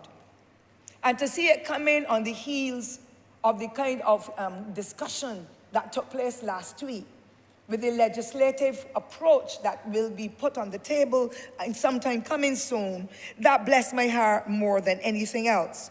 But I want for us as a people, not just the government, the private sector, and the agencies such as the entity of which we speak now, the Rotary Club South and others, I want them to come on board, because too many of our disabled are living in poor housing conditions. And if you don't have a back step, but you have some impediment with your foot, you need to have a proper step. You need to have a retrofitted bathroom in which you can roll your wheelchair or your night chair, whatever the name of the equipment is that they have to use in that bathroom, to be able to be a little more comfortable and to meet and to have the necessary needs achieved. We need the equipment, we need the health services, we need the schooling, the recreational activities, as have been mentioned here, and we also need for those, the transportation as well as for traffic. I am all in favor of the upgrade of sidewalks. I'm more so in favor at this time, because I know there has been some advancement within the past few months, and some parking spaces have been made available in Bridgetown. I say kudos to those who have been an integral part of it. But I want some traffic lights to be able to give a sound, particularly where the disabilities unit is, and where the other facilities in St. James, where the learning center is, and so on. Put them up so when the disabled have to cross the street, those who can hear will hear, those who can see the countdown. But if you just have the green and the blue, and some motorists don't pay attention to that anymore anyhow. But this is the first time in my life of driving more than 50 years that I see people drive through red lights in Barbados. And if the disabled have to be crossing with their wheelchairs or with their walkers or walking sticks, and the person is coming at heavy speed, we know what other injury can take place. And so I highly recommend those traffic lights, I don't know what you call them, but the ones that will make a sound so that those who can hear will be able to know it is time to cross. And Mr. Speaker, I don't know if you've ever seen them together as a group, but the love and affection that we see displayed among them, the camaraderie among those who are disabled is higher and superior to even some of us in here in this honorable chamber. And I think that there's a profound thing to happen because they know when we are a smaller group and we don't have the facilities or we don't have the kind of support that is necessary. So they're band together well, and it makes a tremendous difference. And many of us in this Barbados, of the thousands of people that are here, we can take a leaf out of the book of those disabled when they are together. They try to help each other sometimes when they cannot even help. And that is the kind of mentality that needs to be nurtured among us who consider ourselves to be ordinary people, so we can reach out and touch and help each other to be able to overcome some of the barriers that we will face in life. Mr. Speaker, I remember with distinct happiness when the All Saints Primary School was built. The old school is still there nearest to the church. And one of the things behind what the Ministry of Education was doing then is looking at mainstreaming children. There are children who may have deficits in English, but are sharp when it comes to the mathematics, and vice versa, and a number of other areas.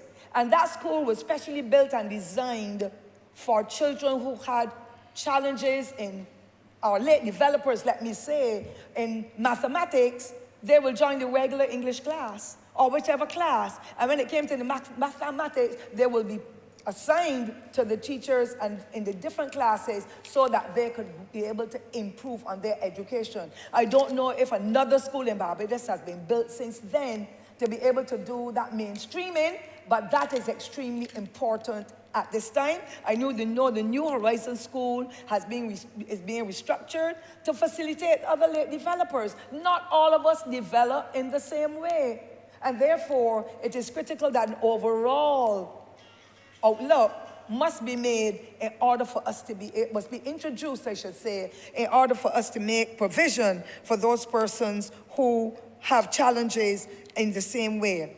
I note as well that a former president here of the other place, sir, would have been, in our time in primary school, there were no facilities at Combermere then to facilitate any person with disabilities in the same way. And the school was retrofitted. And then we saw other schools having bathrooms where children can reel in the wheelchairs. We didn't have those before. We have seen ramps being installed in almost, and that is the way we should go. We don't have to wait for the person in the international arena to do it. We know what our needs are. We have to get with it and make sure that every citizen in this country, poor or rich, black or white, whatever the situation, that access is given to everybody. So that inclusive approach, sir, bless my heart. When the honorable member from the Senate at that time, the president, was given that privilege, and I'm sure that there are hundreds of other children who have had that opportunity to go there. My concern at this time still, however, I haven't spoken with the Honourable Minister of Education, but we had quite a large number of teachers who were trained at the Mount St. Vincent University, master's degrees in, I will tell you the exact name it was called. It wasn't to do, it was to do with training to deal with gifted persons. So it dealt with children who were really very sharp and bright and could do or excel in areas before they reached the 10-year-old or 11-year-old for common entrance or whatever, or children who were really slow and late developers. And the Mount St. Vincent program, the master's degree, I am hurting still because some of those teachers are still in the system, but another administration before ours assigned them to become principals. You need specialized teachers or teachers to specialize in areas where the expertise, the knowledge and skills they have can be used in the area. That's why I like the concept of a master teacher. Increase the salary a bit so that that teacher can get the opportunity to rise in the system. But you cannot blow off. There were 40 at that time, and there was a plan that every year the numbers will be increased to facilitate those children who have not challenges as such, but who were gifted or who were late developers. That stopped. And I hope that the Honourable Minister with her team will start looking at it again if it has not been restarted, because it's very critical at this time. And if I specialize in the area, Mr. Speaker, don't move me to any head teacher, build up my salary or whatever resources there are to put me at a level to be able to live and enjoy life in the way that I would love to, having been trained and been specializing in that area. That is another spot in our system that we have made some retrograde steps. And therefore, it does not mean because a child may develop late that it will not excel. Because when you look for carpenters and masons and plumbers and artisans of all kinds, artists and artists, sometimes those children who may have had some form of disability or who have disabilities excel better. So if you would give me permission though, sir, I would like to call Patrick Ford from St. George's name. You have probably, sir, seen him break dancing and so on his palms because he has no legs. He is one of the best upholsters you could ever want in Barbados. There are some students who have had challenges that operate from the School for the Blind. These cane chairs, Mr. Speaker, not mine. I haven't got the privilege, the honourable member for St. James North, and so those cane chairs, that is what our forefathers did. Few people were doing any cane chairs because raw time came into style in your young time, sir. But those persons at the blind workshop are caning the chairs that we know. We have some in the museum, some all over Barbados. It's a powerful thing. They make mops, Mr. Speaker, high-level mops as part of their training. And therefore, I want to say, yes, there is a place in our hearts, but in our society, to embrace persons who are there is a term that we said we didn't want to be using. Not disabled? You don't want to use disabled? Oh, they didn't want to use differently able because that was a North American or some other style, but we are copycats. I know disabled, and sometimes we say challenge too, and people understand what we are saying. So the disabled, they're the ones who get who have challenges, but some of them have excellent skills. And if we continue to work with them in the area of sports, drama, whichever area that they excel in, we can see some of the best of them coming to the level. Some can play cricket better than you or I, sir. I can play cricket too. I can hit it, of course. But I'm saying bat and ball, whatever you call it, some of them are excellent at that. I have been with them when there was a march, something to do with walking down on Spring Garden. And when I saw them on their bicycles and how fast they were moving, Mr. Speaker, I really envied them because they can hardly pedal, as you would know. Disabled now because of age and so on. But I saw those young men and women, many of them were running and they could run faster than you and I and the honourable member for St. James North, because I don't know if he can run anymore. But those disabled were working it out and they had a jolly good time. One guy said to me, Miss, I used to change house tops. And one evening I went up on top of a house top, a guy from St. Andrew. And when I went on top of that house top, I looked over at the horizon, the sunset. He said that when I looked back, I could see absolutely nothing. He went totally blind. But you know what he's doing, Mr. Speaker? He is coaching the guys down in St. Andrew in sports and doing an excellent job as well. And I'm saying you might lose it in one hand, but God blesses you in another hand that you can improve and show your worth. You don't have to be out there cursing God and wanting to know what people treat you like that for.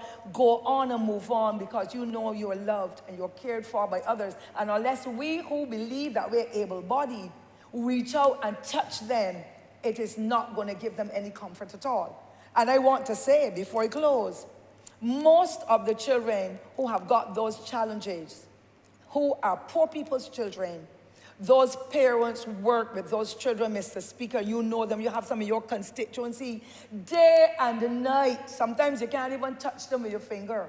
They are so precious to them, and why not? They are their children.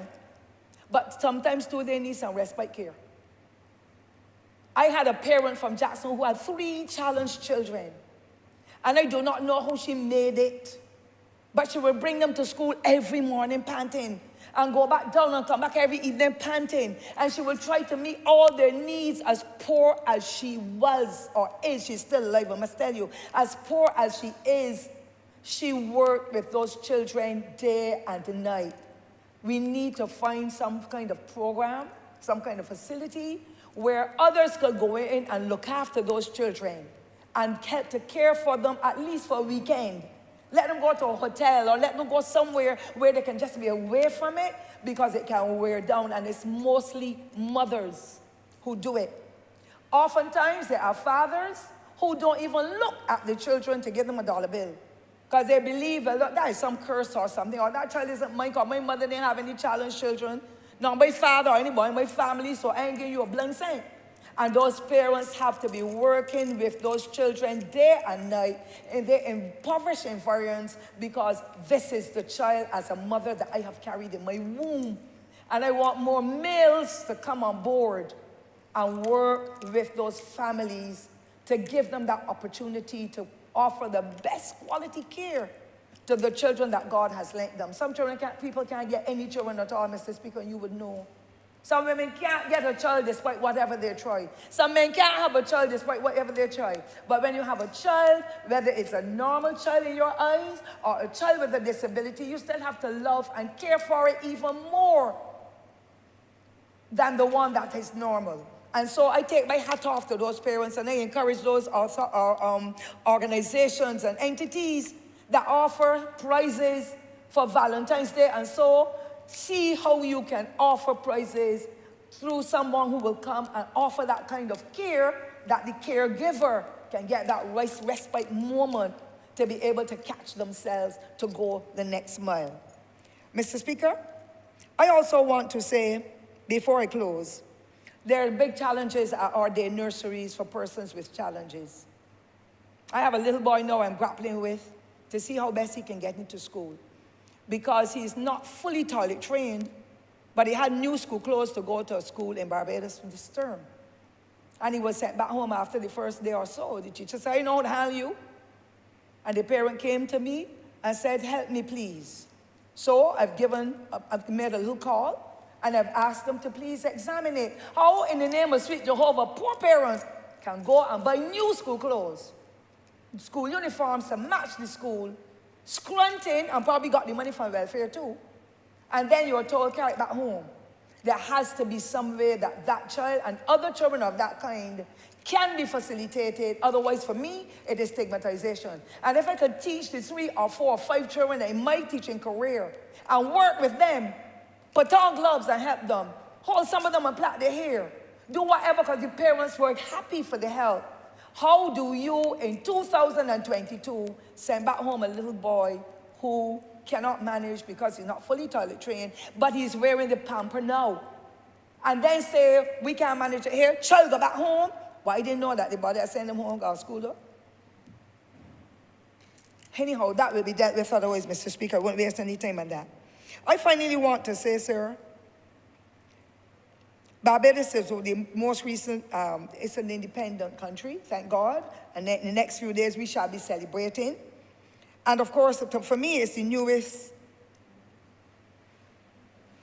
republic in the Commonwealth. But we cannot be excluding anybody. All must be embraced. Everybody should get the privileges to be able to live in a house where they can rest themselves, they can have a proper sleep. They must be able to have food on their table. They must be facilitated at school and in the health institutions. And now, thankfully, the Rotary South is helping with the recreational activities that they require to help to build their limbs and to give them that opportunity to be joyful and happy and to feel that they are somebody, because they have the same feelings as all of us. And when they are shunted aside, they go melancholy. We need to continue to work with them and give these young people that opportunity. And so, sir, I want to also add, we can build in our tourism those guide dogs. Guide dogs. I know that there has been some talk about it recently, but there are so many people who would love to come to Barbados that are blind or visually impaired, let me say it that way, who would come to Barbados and help to build our tourism. But there, as far as I had been told when I was investigating a year or two ago, and people wrote to me, they have not been allowed to bring in their guide dogs with them. The guide dogs are what they have to use to be able to move from one point to the other. And therefore, that is something that we as a developing nation and republic must acknowledge and try to see how we can put protocols in place for that to happen. I know they will have to go through immigration and the Ministry of Health and all that, but it is something that we can examine in order for us to make it happen and let Barbados be the location that is well admired and respected. My final comment, Mr. Speaker, sir, is to do with unemployment. Unemployment for them is extremely high. The honourable member from St. James North may have mentioned that before. And I want to laud those ministries in the government sector that has employed persons with disability, because I know that the People Empowerment Ministry has at least 3 members I can speak of. I know that the Ministry of Labour has got a driver who has got his own challenge, but he is the driver messenger. That is the kind of thing we want to see happening. How would you or myself as an individual feel? Where I know I have the skill to drive, it's an automatic car. My left foot might be the one that has the challenge. And I still cannot get a job to feed my family.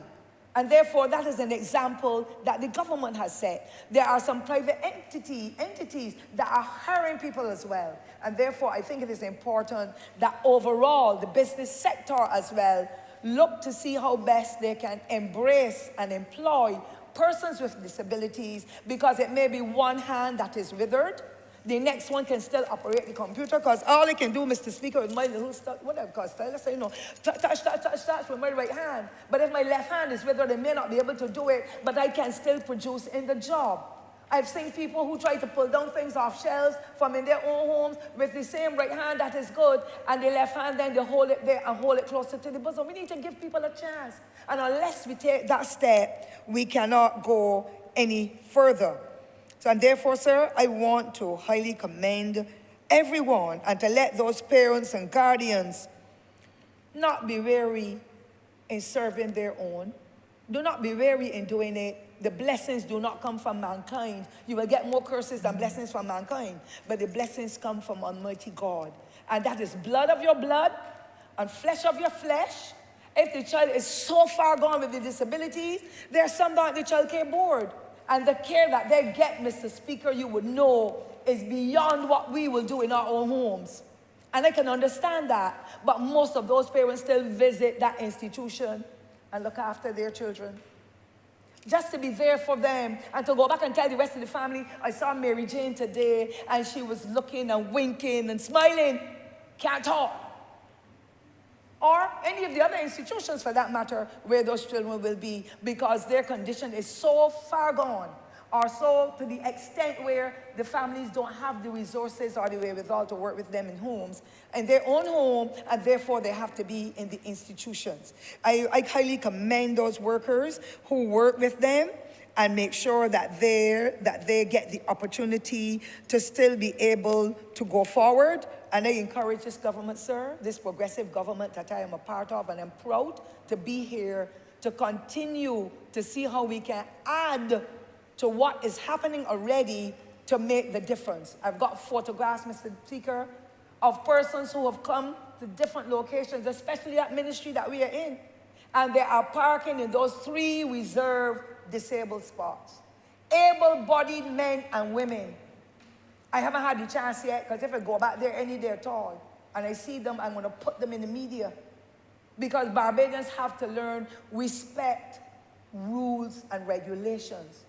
Because when a disabled person visits the ministry, wherever that ministry is, and that person cannot find somewhere to park, then, because some of them are drivers, then they now have to be looking all around and have to try to, in some way, to get back to where they are going. It is wrong. If I were disabled, I would want to be able to get that power. If you, sir, were disabled, you would want to be able to get that facility, so it makes it easier for you to get out of your wheelchair and to go on the ramp and to go wherever on the island it is. But unfortunately, some of our people are selfish, they are disrespectful, they are deaf as to what the rules and regulations are. And it is not just ordinary people either, Mr. Speaker, sir. There are some people who walk around with a collar and tie, have no manners, care about nobody but themselves because suddenly they have arrived. And you know what, Mr. Speaker? I say it about me, not about of you. They have come out of the hornpipe like me. Poverty, but excellent parents and neighbors and others teaching us to respect each other, whether you're old, disabled, young, mentally ill, or whatever. And I am hurting to see how my society has changed with people who have had free education but have not shown me that they have common sense to go with it. And it is so sad. And so today, Mr. Speaker, I highly commend the Rotary Club Trust South for the plan for us to get the recreational facility done so that our persons with disability and others can use those facilities, because the disabled children don't want to play by themselves. They need children who are able-bodied. Your Honourable member has 1 more minute. Yes, Mr. Speaker, I thank you so. I just want to close by saying we're on the eve of independence. Let us see how we can dispel of those negatives and work towards destroying those stigmas that we have developed and try to be more inclusive with what we do, remove that stigma and discrimination from our landscape, and to show patience, love, respect, tolerance, empathy, affection, hope, and offer service, because at the end of the day, none of us knows what holds for us when we leave this institution. We too may become disabled, and what would we like for ourselves? So people to push us in the corner and discriminate against us, or for persons to embrace us and help us to be able to understand they care, they love us, and then we can go to the next level. And so, sir, I wish to highly commend the Honourable Minister for Housing and Lands for bringing this resolution, and I want to commend all those institutions, whether public or private, wherever in Barbados or the world, that sends in the donations and so on, to say how grateful we are as a people for whatever services are being offered. And I wish, sir, to thank you for giving me the privilege. God bless you.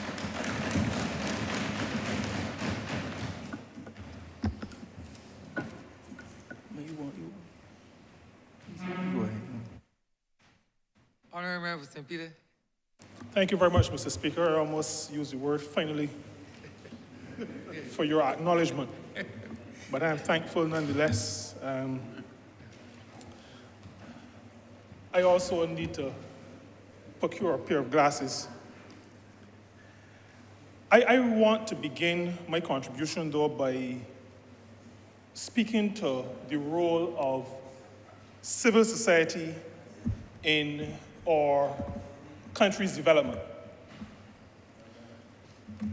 I am not sure that as a country, I'm not speaking no in terms of government, but as a country, I'm not sure if we are as appreciative as we ought to be for the work that is being put into nation building by the many civil society organizations around the country. I separated the country from government only because in the lead up to the 2018 election, there was an appreciation expressed and ultimately documented in relation to the fact that we needed to pay special attention. And coming out of all of that, for the first time in our nation's history, the head of government made a decision to designate a portfolio assignment for third sector. And I think I ought to just say briefly, based on everything that I keep hearing, including speaking to some members of the diaspora just on Sunday evening at a church service to celebrate our independence. The third sector is non-public sector, non-private sector, civil society, organizations, faith-based organizations, community-based organizations, service clubs. These organizations constitute the third sector. And this government, the Honourable Member for St. Thomas, used the term enlightened, and it is a term I agree with. This government and the Honourable Member for St. Michael Northeast recognized, understood that government had to pay particular attention, not by the way attention, not tangential attention, but this government had to pay particular attention to the work, to the role, and to the involvement of the third sector, civil society organizations generally. And that is what we did. We recognize that civil society organizations, third sector organizations, are involved in a wide range of activities. They're involved in healthcare, health education particularly, and many of them came out of the lived and real experience of persons. So you will find a person, I'll share an example that I know is, would be accepted by those involved. And that is because the persons involved have a strong connection to St. Peter. And I refer to the now late president of the Barbados Cancer Society, who was buried at St. Peter's Parish Church just a couple of months ago. But her starting of the Barbados Cancer Society came out of a reality. They lived, she and her husband lived just to the east of where I now live in Rosehill. And her husband succumbed, unfortunately, to cancer. And out of that experience was born the Barbados Cancer Society. As a matter of fact, I think there is a proposal now to rename the building in Cullimarock, yes, after both late husband and wife. A government, a public service cannot replicate the passion that comes from persons who have lived a reality and are now fighting to ensure that persons do not necessarily have to go through or experience what they have experienced. Civil society and third sector organizations are also very often closer to the issues than public officers are. And I'm speaking to third sector organizations and the public sector only because the private sector comes from a different place. The private sector is made up of for-profit organizations, so that the main consideration is the survival of the business and the making of a profit. Now, many of those, I shouldn't say many, some private sector organizations have corporate social responsibility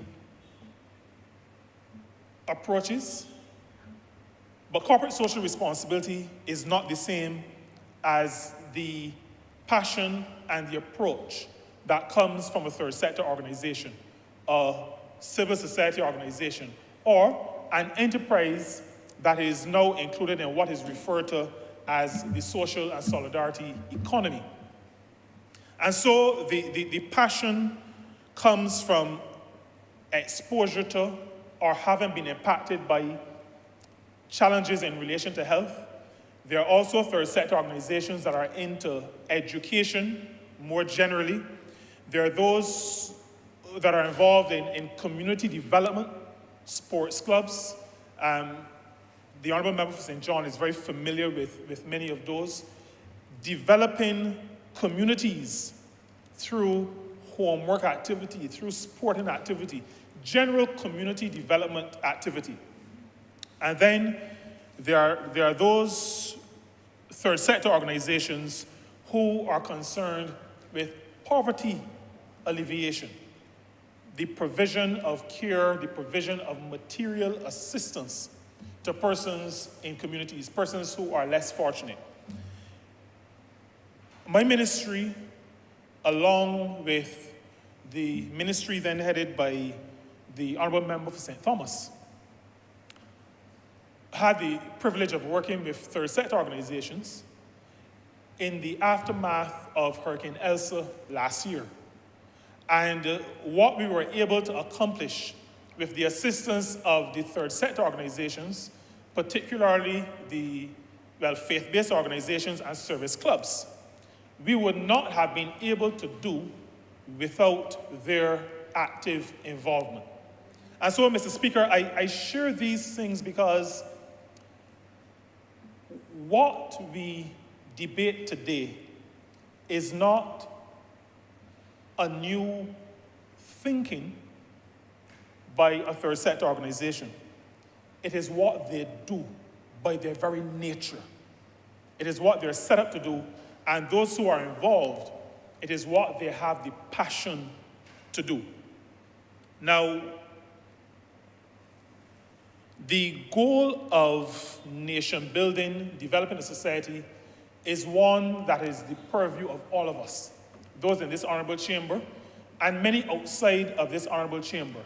A government's responsibility is to make sure that we are going in the right direction, that there is no anarchy, that we are not working at cross purposes, that at the end of the day, we are all working together to uplift our communities, to uplift our people, and to make sure that every person in our families, in our communities, and in our nations are able to participate in that work of self-development, community development, and national development. The idea, therefore, of inclusiveness is one that ought to come very, very naturally. And I agree with the sentiment of the Honourable Member for St. James North when he said that we are not providing some favor. I think he used the word handout, but I prefer to use the word favor. We are not doing persons with disabilities a favor. We are doing what is right. There are no favors that we as a government or anybody in the country are offering to persons with disabilities.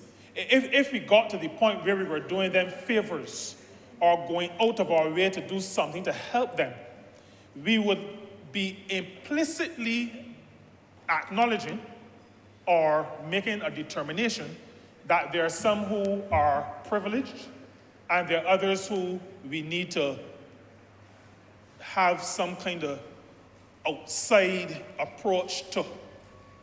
I submit, Mr. Speaker, that a person with a disability is as much a member of the society as a person without a disability. And so, whatever a country does to uplift its citizens must include every citizen. It must include every citizen. And so, government, as it approaches this matter of inclusion, does, however, recognize that not everybody believes what I just said.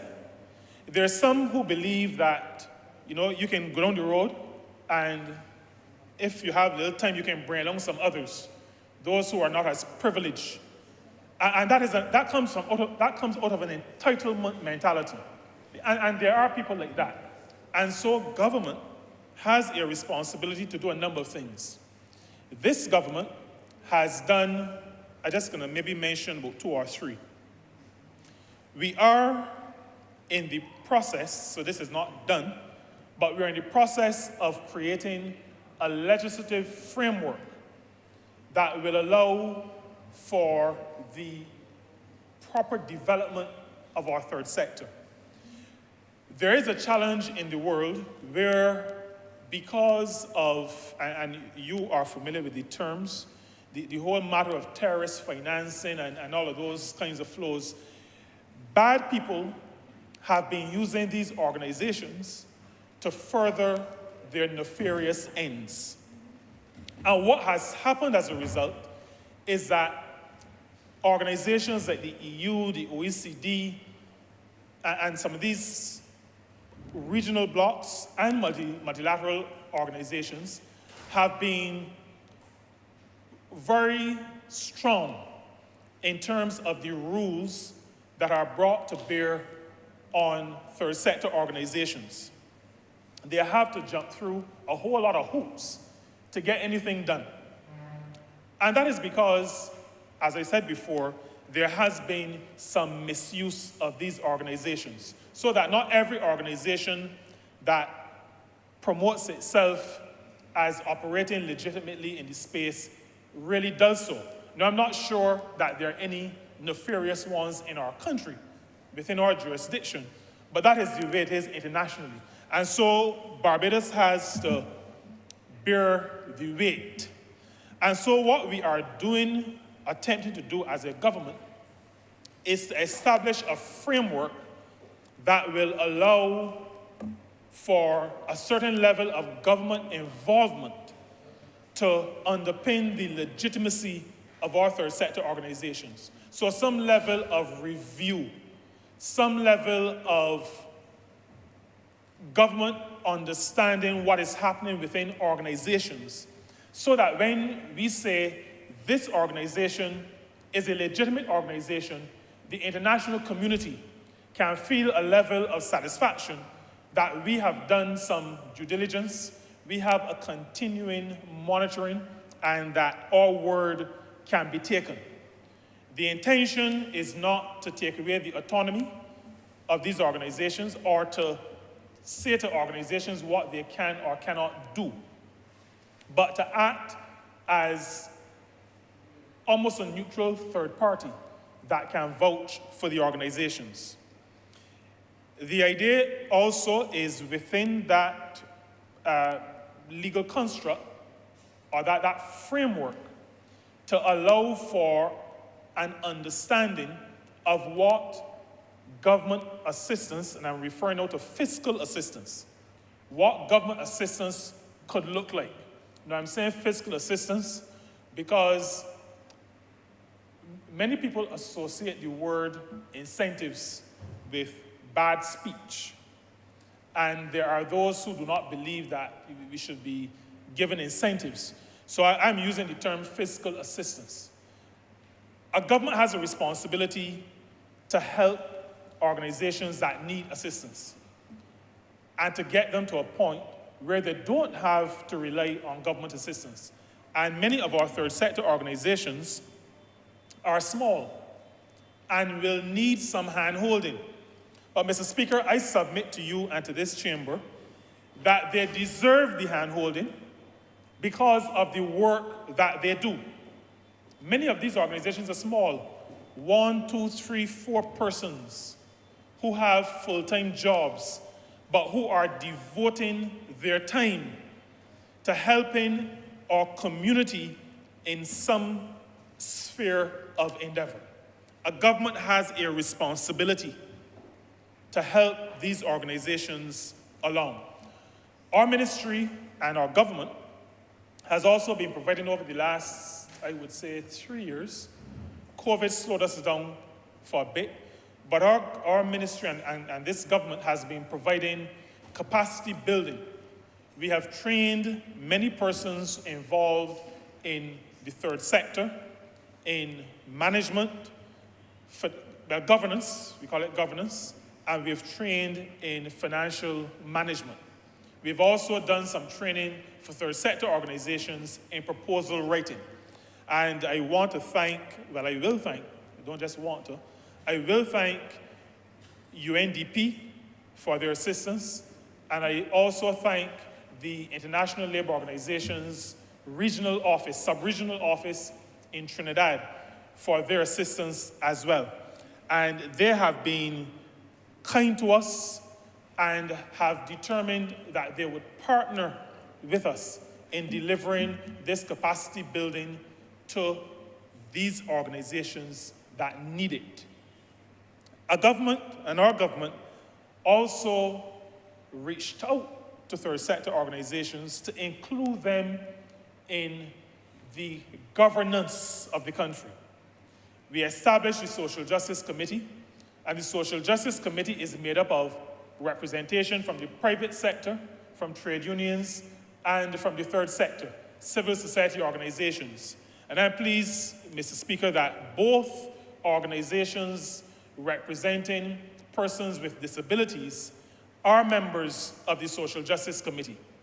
And as such, when there is significant legislation, we approach ministers, members of cabinet, so that we can have an opportunity, the Social Justice Committee can have an opportunity to weigh in on the development of these policy positions that will become legislation or policy documents in the future. And the Honourable Member for St. James North indicated that the commission that he leads did meet with the Social Justice Committee, and they also met separately with faith-based organizations, even though faith-based organizations are members of the Social Justice Committee. But there was we made a special request for a meeting with faith-based organizations. And so, Mr. Speaker, I share these to indicate to us that we have been working with third sector organizations, we have been working with civil society, recognizing that they are legitimate partners in this business of developing our country. In this case, and in the instant matter before this honorable chamber, we are talking about providing land so that a project for inclusive play can be provided, and that will allow for access by all persons, including persons with disabilities, particularly children. And I want to say that this runs in tandem with the Council's long-standing program called Fully Accessible Barbados. And I had the opportunity to, in my own small way, in the organization that I helped to lead at the time, to help to promote the idea of fully accessible Barbados. It became real to me. And Mr. Speaker, I want your permission to call an organization's name because of the experience that I got from that organization. Catalyst Caribbean Catalyst was the name. And I was invited, along with others, to attend an event called Enter My World. And this event, Enter My World, was one where persons who were considered as not having disabilities were paired with persons living with disabilities. And I was paired with a lady who operated in a wheelchair. She had mobility challenges, and so she used a wheelchair. Mr. Speaker, I realized on that day, in the rooms, in the lobby, and in the rooms, some meeting rooms at the Hilton, I realized that I took a lot of things for granted. I realized that the ability to walk caused me not to be aware of inclines. I became aware when I had to roll myself in a wheelchair. I became aware of door openings because, Mr. Speaker, when you roll yourself and you hit your knuckles on a door jamb, the stars that you see makes you very, very aware of door spaces and the need to be careful in navigating. And so the width of door spaces became something that I am always on the lookout for, even though I'm not in a wheelchair, because I realize that it can be a particular challenge. The Honourable Member for St. Thomas spoke about persons who all of a sudden, let's say as a result of an accident, become incapacitated, have to use a wheelchair. They've not grown up as children in a wheelchair. Their lives have completely changed. As a government and as a country, we have to be more sensitive to those persons who are living with disabilities. We have to be more sensitive. And I'm not sure if there was a repeat of that day's activities, but I highly recommend that all persons who are involved in policy making at the national level, in other words, all of us, have a session like that. I remember, Mr. Speaker, the then general manager of the Barbados Hilton being paired with a person who was visually impaired.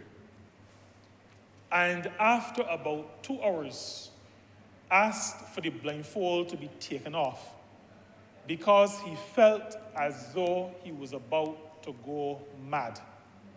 And he was absolutely serious about it. He felt as though he would go mad because he wasn't sleeping. He was up, awake, but he could see nothing. He had to be led. He had to feel his way. And it started to play on his mind. We have to be sensitive, to be more sensitive, or to be sensitive to persons living with disabilities.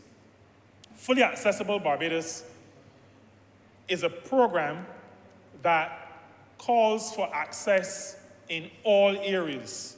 We heard earlier about access to schools, and yes, I agree with the Honourable Member for St. Thomas.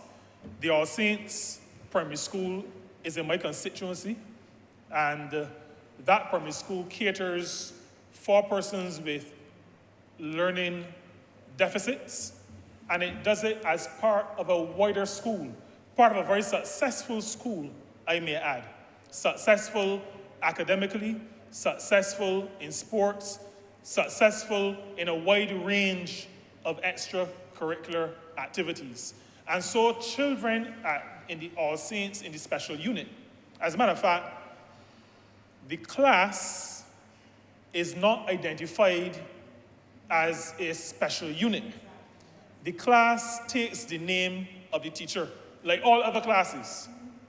So if I were teaching that class would be 1 Jordan, or 1 Ford, or maybe even 1 Holder, as a former teacher yourself.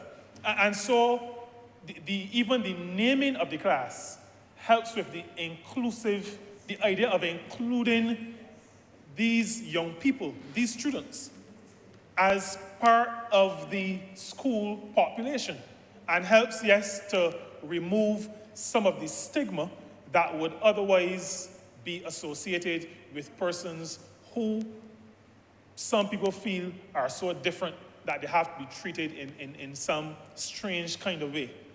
And so that approach, that inclusive approach, that approach of having access to places, access to spaces, access to education, access to social activity, that idea of full access is one that as a country we must embrace. And I'm happy to be part of a government that recognizes that it has a role to play, not leaving it just to the Council for the Disabled or to Bernard, but to recognize that government has a role to assist in these situations. And so the provision of land to allow for this kind of development is exactly what a government ought to be about.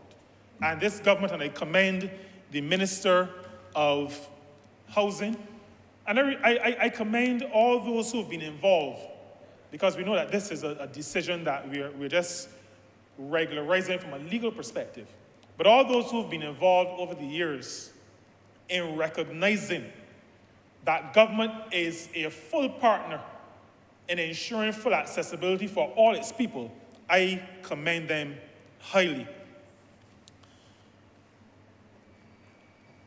In 2020, we came to this honorable chamber and passed what was then a bill that became an act called the Employment Prevention of Discrimination Act.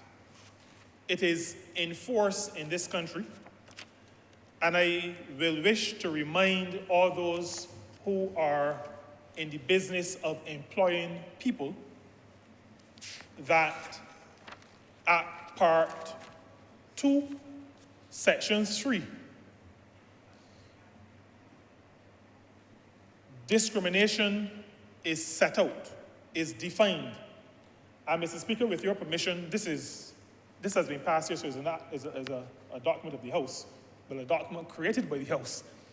It says, for the purposes of this act, a person discriminates against another person where the person on a ground specified in subsection 2.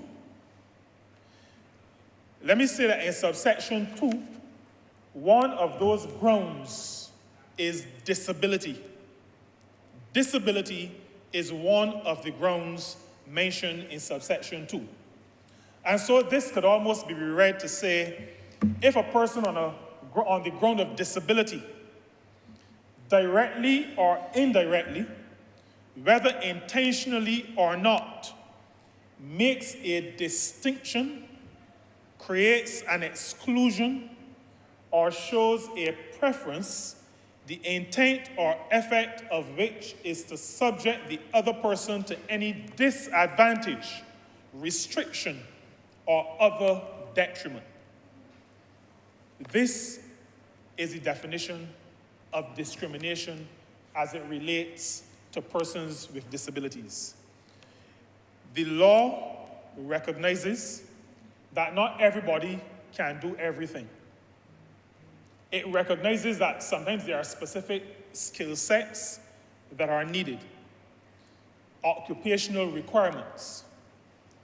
But the law is very clear that outside of those specific occupational requirements, it is illegal in Barbados in the area of employment, both in accessing employment and remaining in employment.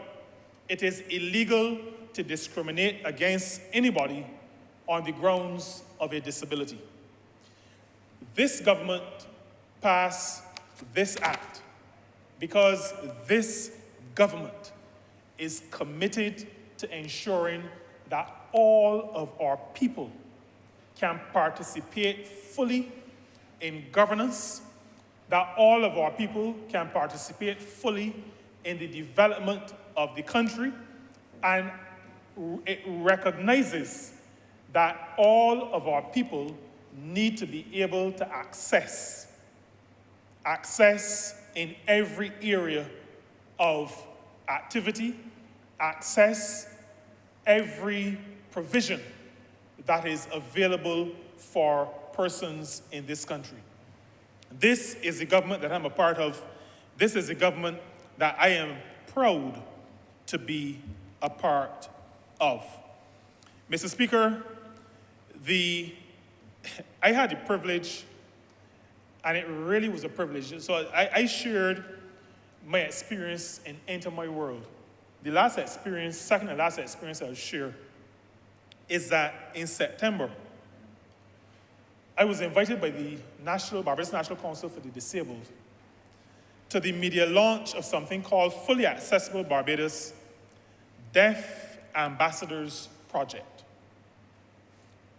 This is a workplace project that encourages employers to employ persons with disabilities. It is something that I am familiar with, having myself, under Fully Accessible Barbados, employed a person with a hearing impediment. when it was at Amaryllis, we employed a room attendant who had that disability. But Mr. Speaker, what I really want to mention is that often on TV, in press conferences, there's a person who is speaking, like I am now. And in a box on the screen, you see a person doing sign language. At this media launch, the MC was using sign language. Those of us who could hear and could speak had to wait for the interpretation. That experience made me understand that I'm not entitled. There are people, all of us are people. And it is not that I am to hear and the other persons are to have the translation done afterward. I felt happy to have been in a situation where, to some degree, I was brought to what we refer to as a Christian understanding. And I was really happy. I want to commend the Council for the Disabled, and I repeat that I believe that as policymakers, we ought to be exposed to some of these experiences. They help to focus our attention.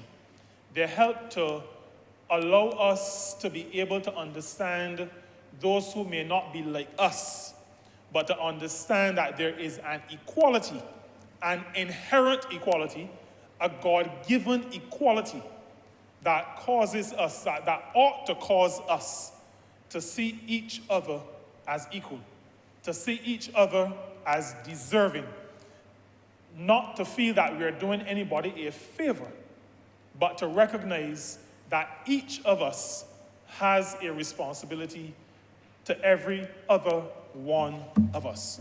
And so, Mr. Speaker, having shared those experiences and also having shared what we have done and what we are in the process of doing as a government, I give my full support to this resolution.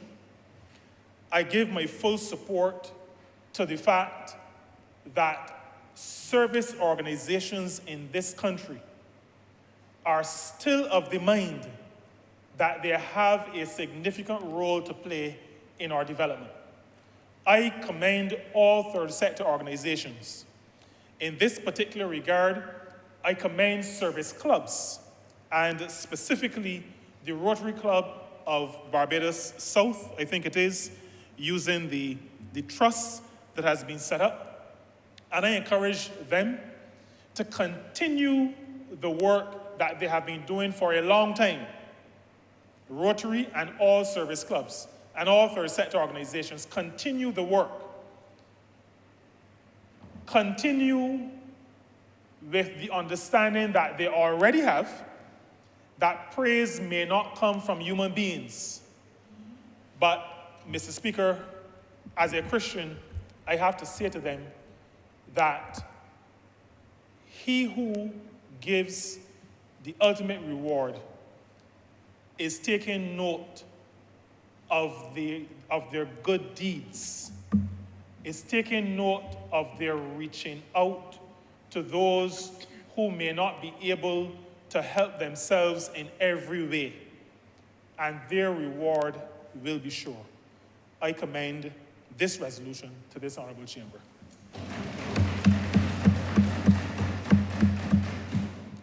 Honourable Member for the City of Bridgetown. Thank you very much, Mr. Speaker. I rise just to add a few words of support to this resolution before the House this evening. And the key thing about this resolution, one should note, is the word inclusive. Inclusive. It reminds me of the saying, we are in this together. And this Inclusive Play project, sir, by the Inclusive Play Trust, is one that takes us even closer to that goal of being in this together. At the end of the day, when we are able to execute these types of projects, sir, we are able to make a better life for all. And that is what the mission here has to be. That is what the mission is, sir. A better life for all. All segments of society, all activities, all projects, all programs, inclusive. And I take this opportunity as I speak to you, sir, and to the public of Barbados, to ask again for patience as we get to every segment of society. What I like about this project and this resolution, sir, is that it is about inclusive play. It did not seek to build a park for children living with disabilities or persons living with disabilities. What it is seeking to do is to ensure that there is a facility where we can work together, where we can eat together, where we can live together, where we can play together. That is what I like about this project. Because all too often when we think of accommodating persons living with disability, we seek to segregate and put them to a side as special. And that is why I like the idea of the disabled bathroom, that is really a bathroom that can accommodate, or in a bathroom space that accommodates all persons. So the whole idea, sir, of having a project that reminds and instills in our minds that we are in this together is one of the reasons why I support this resolution so much. Sir, because of the lateness of the day, I want to focus on 3 areas and 3 areas alone. Disability, service by our service clubs, and the provision and facilitation of avenues for our people. Those 3 things, sir. And let me start with disability.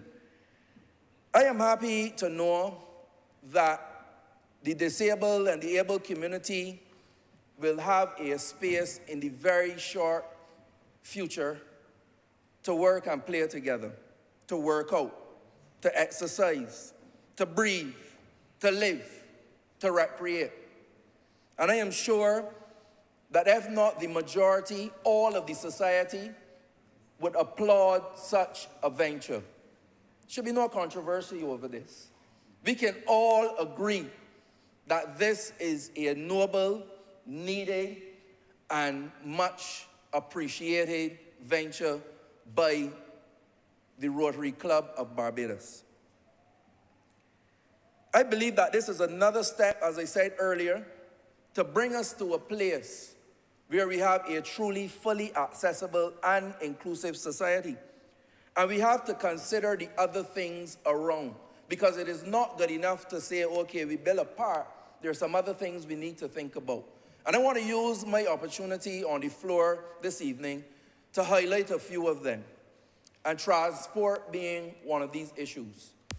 In my previous assignment as Parliamentary Secretary in the Ministry of People Empowerment, I can tell you that this is an issue that we are still grappling with, but I am happy to report that we've made leaps and bounds and strides in terms of importing 2 new vehicles that are readily available and accessible to the disabled community, and we are on the path of increasing that number as a government, something that we continuously keep our eyes on, because if we do not have the facility, if we have the facilities but do not have the transport to get to the facilities, then we have done nothing.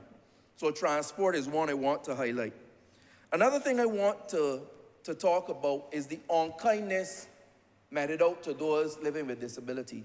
And all the time, it is not due to people being unkind. It is really due to ignorance, sir. Ignorance. Not knowing how to treat 2 people living with disabilities. And how do I know this? I am proud to have worked with the member for St. James North, and I'm going to come to him as well, on the committee to improve the lives with the disabled. And I've been to all the town hall meetings. And I've sat there, and I beg not to have to speak, because I really wanted to spend the time listening to the organizations working with people living with disabilities, but also the persons living with disabilities themselves and their caretakers. And sir, person after person, they went through the horrors of living in a society that lives in ignorance of how to treat with persons living with disability. They've shared so many stories, things that we would take for granted, and things that I believe that we do out of ignorance. And the antidote for ignorance is really education. And we have to use these and other forums to educate Barbadians in how persons want to be treated. And I believe a simple way to do that sometimes is when you interact with people that live with disabilities, to ask them, how can I help? Because a lot of people are very nervous, and understandably so, because they're not trained in it. I have seen people on many occasions go to help persons walking with a cane or whatever and grab them under the arm in a very rough way. And I only know, sir, how to do it because I was trained to do it. But the persons did not mean ill. They just did not have the information on how to do it. So I believe the best way to go, for those who can hear, you can ask them, how can I help you? And they will be the best persons to tell you how they can assist. There's something as simple as steering. And we may say steering, honorable member, steering. A lot of persons who have persons living with disabilities that may have these different mental, psychological challenges, they tell me that they keep their children home because when they go out into the society, people are staring at them consistently and it makes them uncomfortable and it makes the caretaker uncomfortable as well. But people may not be staring to jeer. They may be staring because it is something novel and out of ignorance, not knowing how uncomfortable it makes the disabled feel. So again, we need to educate the society of these things that cause discomfort to persons living with disabilities. So again, the antidote to ignorance is education. Many persons have shared with me, again, they tell me, you may think steering is a small issue, but picture a time you had a wart and the consciousness you felt of it, the person steering. They say multiply that by 1,000. Being pointed out. They say, imagine falling as an adult. The way you feel when you get up, multiply that by 1,000. So it is okay to have the facilities, but we must educate Barbadians on how to treat persons living with these disabilities. When we are building things, when we are setting up initiatives, do we consider the size of the print? Do we consider providing alternatives, providing devices, the attachments that come to assist people to increase accessibility? Are these in the forefront of our minds? Do we have the requisite professionals that can set the right thing in the right place for the right disability? How do we design our bathrooms, our ramps, our rails, our audiovisual, our braille? Do we provide interpreters? I can tell you the National Disabilities Unit, along with the Deaf Project, they launch an interpreter project to ensure that there are interpreters on standby using audiovisual means and other means to provide interpretation services for persons living with disabilities. There are certain simple things that we go about every day without any consideration. The height of a step, the slope of a ramp, the angle of a ramp.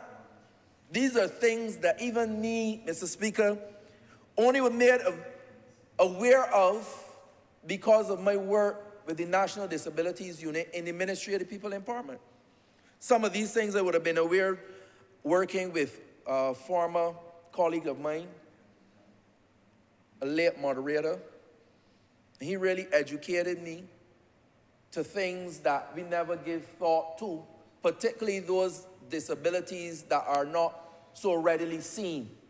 We know about the deaf, we know about the visually impaired, We know about the ones that are very popular. But there are a number of disabilities that we don't give thought to that exist that cause a lot of challenges for many, many Barbadians.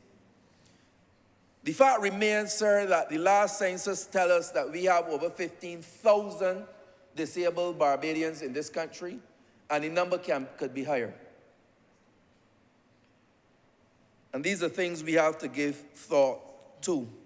I want to take this opportunity, though, when I think about this initiative and the direction that we are going, to pay kudos to this government for constantly being a champion for the disabled. Not only by the words, not only by the speeches, but by the legislation and policies brought to bear by this administration.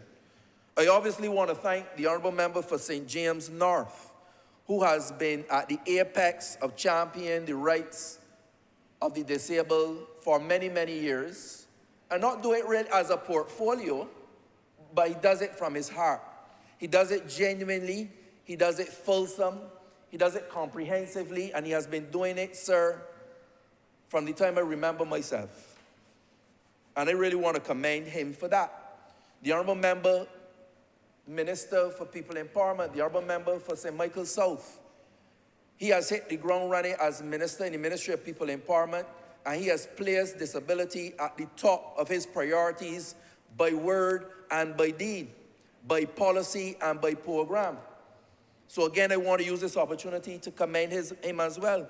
And I cannot forget the Permanent Secretary, the Director of the National Disabilities Unit, and his staff. Because I have seen, again, by their word and by their deed, the dedication to show up every single day and ensure that they fight for the improvement of lives of the disabled in this country. And therefore, sir, I want to use this opportunity to commend them as well. But I'm not stopping there. Although it may not go by name, I think that the society has to understand the great work that is done by organizations that work on behalf of disabled in this country. The caretakers, and sorry, end that list with the disabled themselves, the greatest champions for themselves. And why do I say this? Many of them have excelled beyond the challenges that they face, whether it be physical or other disability. Many of them has been the greatest champion because they are the proof of the pudding by demonstrating that they can excel regardless of the challenge. And it's usually a message to us every day. Every day I commend them because they get up, they dress up, they show up, sir, and they never give up, sir. And that is definitely a message for the society. And I commend them tremendously. So I quickly change gears now and I go over to the service and service clubs. I remember many, many years in this very chamber, the then Honourable Member for St. Michael Southeast, MP Hamilton Lashley, made the point that if you were to calculate the value of volunteerism and service clubs to the society, at the time, he said he calculated it 1 year at $70 million. $70 million. But even in a project that I am still working on in Ministry of People Empowerment, the One Family Program, set to value $160 million, I can tell you 80 million, half of that, 50% of that, is in kind and volunteer value. But the Honourable Member for St. James North mentioned another statistic. He said the Canada statistics is showing that volunteering and service clubs actually bring about 7% of GDP. And so if you look at the 7% of GDP in Barbados, that brings you to $700 million. That is the value that we have, that service clubs bring to the economy and bring value to our society. So I want to say that there's no shortage of gratitude from this honourable member for service clubs, foundations, charities out there doing phenomenal work, filling the breach each day of the most vulnerable of this country. I call no names because I want all of them to feel special in this moment. Even on my feet, I get a message here from the same Rotary Club. They're looking to get some trouble, getting some license for some fundraising I have here coming up next week. So I mentioned it for them. I'm sure that I will pass on to the honorable members with responsibility. Or you get the same message too. Sorry, the honorable member, he got the same message too. So we're hoping to get that there sorted out. But I really want to take this opportunity in all seriousness to support the NGOs, the non-profit organizations, civil society, the third sector. As the honorable member for St. Peter is responsible, I want to take this opportunity to salute them, sir. No idle salute, sir, a genuine salute for all the good work that they've done, that they're doing, and that they will do. If you allow me to close, sir, now, I want to go to this idea of providing avenues for our people. There's a principle that I am going to be putting to this country in relation to how we treat to these avenues and why we need to provide avenues like inclusive play. Sir, there are many, many, many reasons, but the one that is foremost in our mind now, looking at the situation of crime, looking at the situation of NCDs, and the list goes on, is the Buffalo Principle. And the Buffalo Principle, sir, speaks to a National Geographic phenomenon where we know that the lions would attack a buffalo to get a meal, a little breakfast, lunch, or dinner, sir. And at the end of the day, when you watch the buffalo and you watch the lion, when the buffalo continues to walk in the herd away from the lions, the little buffalo, the young buffalo, the aged buffalo, the weak buffalo is murdered for lunch. But on occasion, sir, the buffaloes turn around. And when the buffaloes turn around, their sheer weight and size of the herd causes the lion to drop the buffalo. And I am asking that we provide these avenues, and I'm asking the society to turn around and face these lions that are devouring our society. Because we are being devoured one by one, and we are continuing to walk in the same direction, sir. I am part of a process is asking the society to turn around and face off these ferocious lions that are destroying our society. And that is why it is important that we provide these avenues to ensure that the health of the nation is addressed. We now came out of COVID. And if you look at the studies of depression linked to screen time, you can see that it is time that we get outside again. With the common phrase, we outside. People are very happy to be outside, sir. And this gives our children, all of them, inclusive, comprehensive access to play. So we're not playing around, sir. This is a very serious initiative because it speaks to the health of our nation. People don't even know that playing on the playground is a very important part of socialization. How to work together, how to play by the rules, something that we have lost over time. And that is why it's very important. How to handle conflict in a positive way. Something that we've lost, sir, over time. The development of motor skills, another plus. The defeat of boredom. What a lot of people don't know is a lot of people get involved in gangs and blocks through something as simple as boredom, you know. As boredom. And that is why it is important for the society, for the country, for civil society to make sure that we can create more spaces of recreation. Sir, please do not poo-poo the idea.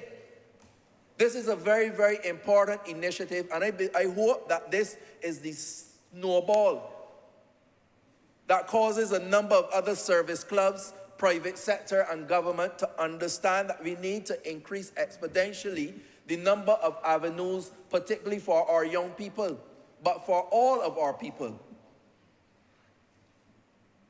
The life skills and education. Very, very important.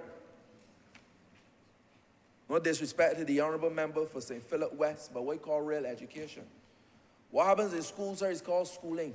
What happens in life, we call education. And real education happens out in the real world. Life skills are built. And that is why I really, really want to support this initiative, because it really speaks and sets up a beacon for us to be able to move in the right direction.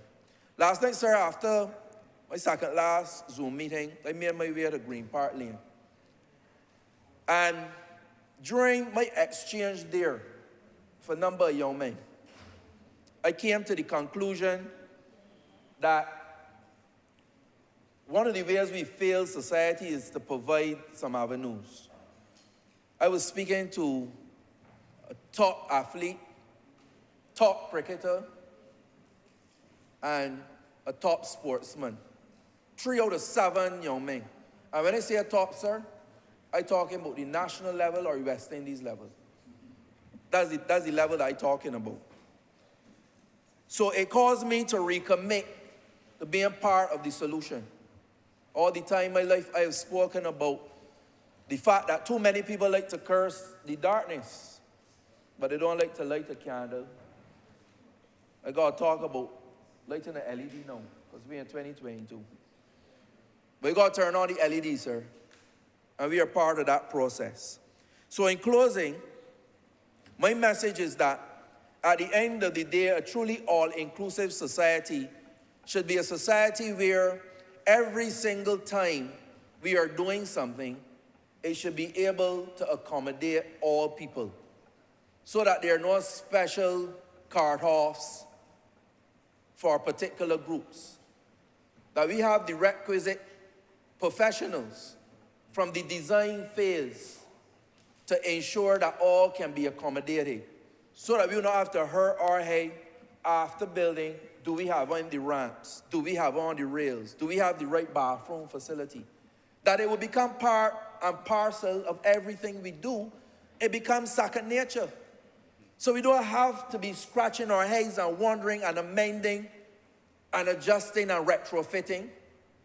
Because the Honourable Member of St. Thomas had it right when she said, any of us can be disabled in that 5 minutes from here. Go out there and make the wrong step on those steps going down and see if you don't become disabled. Many of us, if we live to the old right age, as you get it, you are going to need these facilities.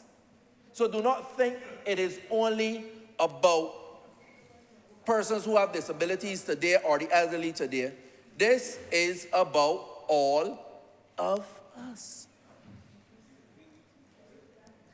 We must have these standards when we are building, in how we live, in how we recreate, even to provide opportunities for employment, business, investment for people living with disabilities.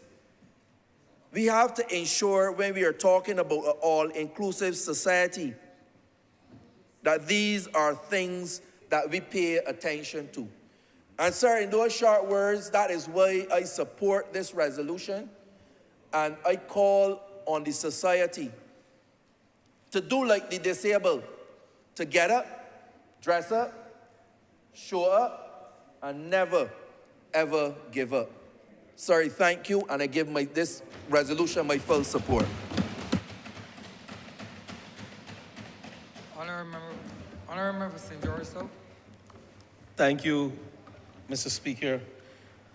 First, let me end by thanking the members who spoke in this honorable chamber today, and those who did not even speak but give their support, including the member for Christchurch West Central, who, sitting next to me, allowed me to know in no uncertain terms that Rotary newest thrust, and I think I mentioned it briefly, is focusing on protecting the environment, preserving the planet, be sure together.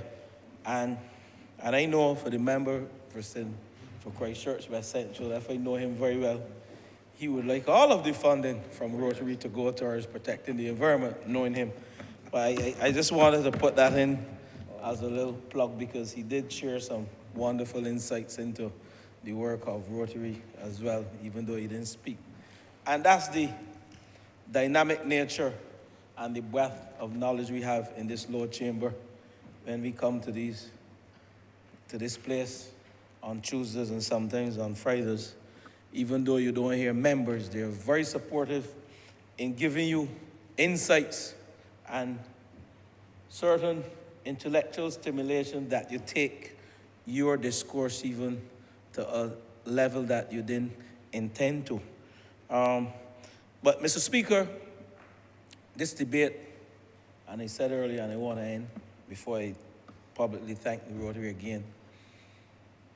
This debate is one that I know we will remember in this Lord Chamber.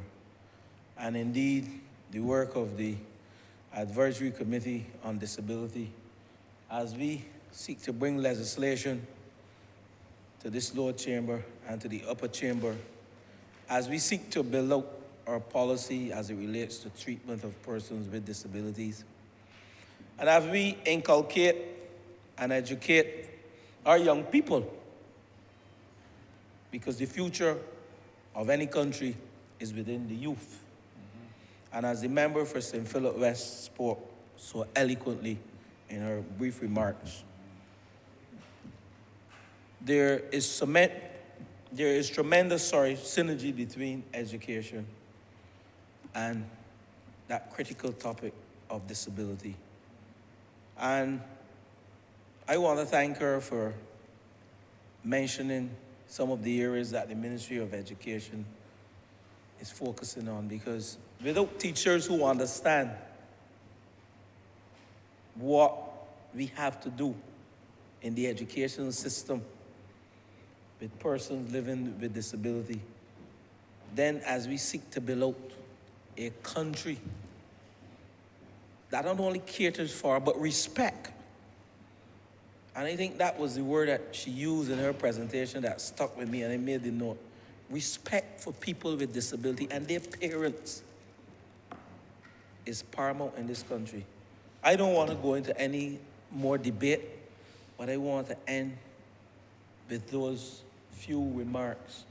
And to say to Rotary Inclusive Player, you know, while I was here sitting, I picked my notes up and I remembered quite a few things. The history of cricket for the blind in the West Indies started in Barbados in the year 2003. And when I looked at the notes sent to me, the research, I think it was a blind cricket team out of England that came to these shores to play against a West Indies team that included able-bodied West Indies players. And that was a significant milestone in bringing together persons with disability and able-bodied. They didn't play against persons who were disabled, who were blind, not disabled, but they played against able-bodied cricketers, the West Indies Stars.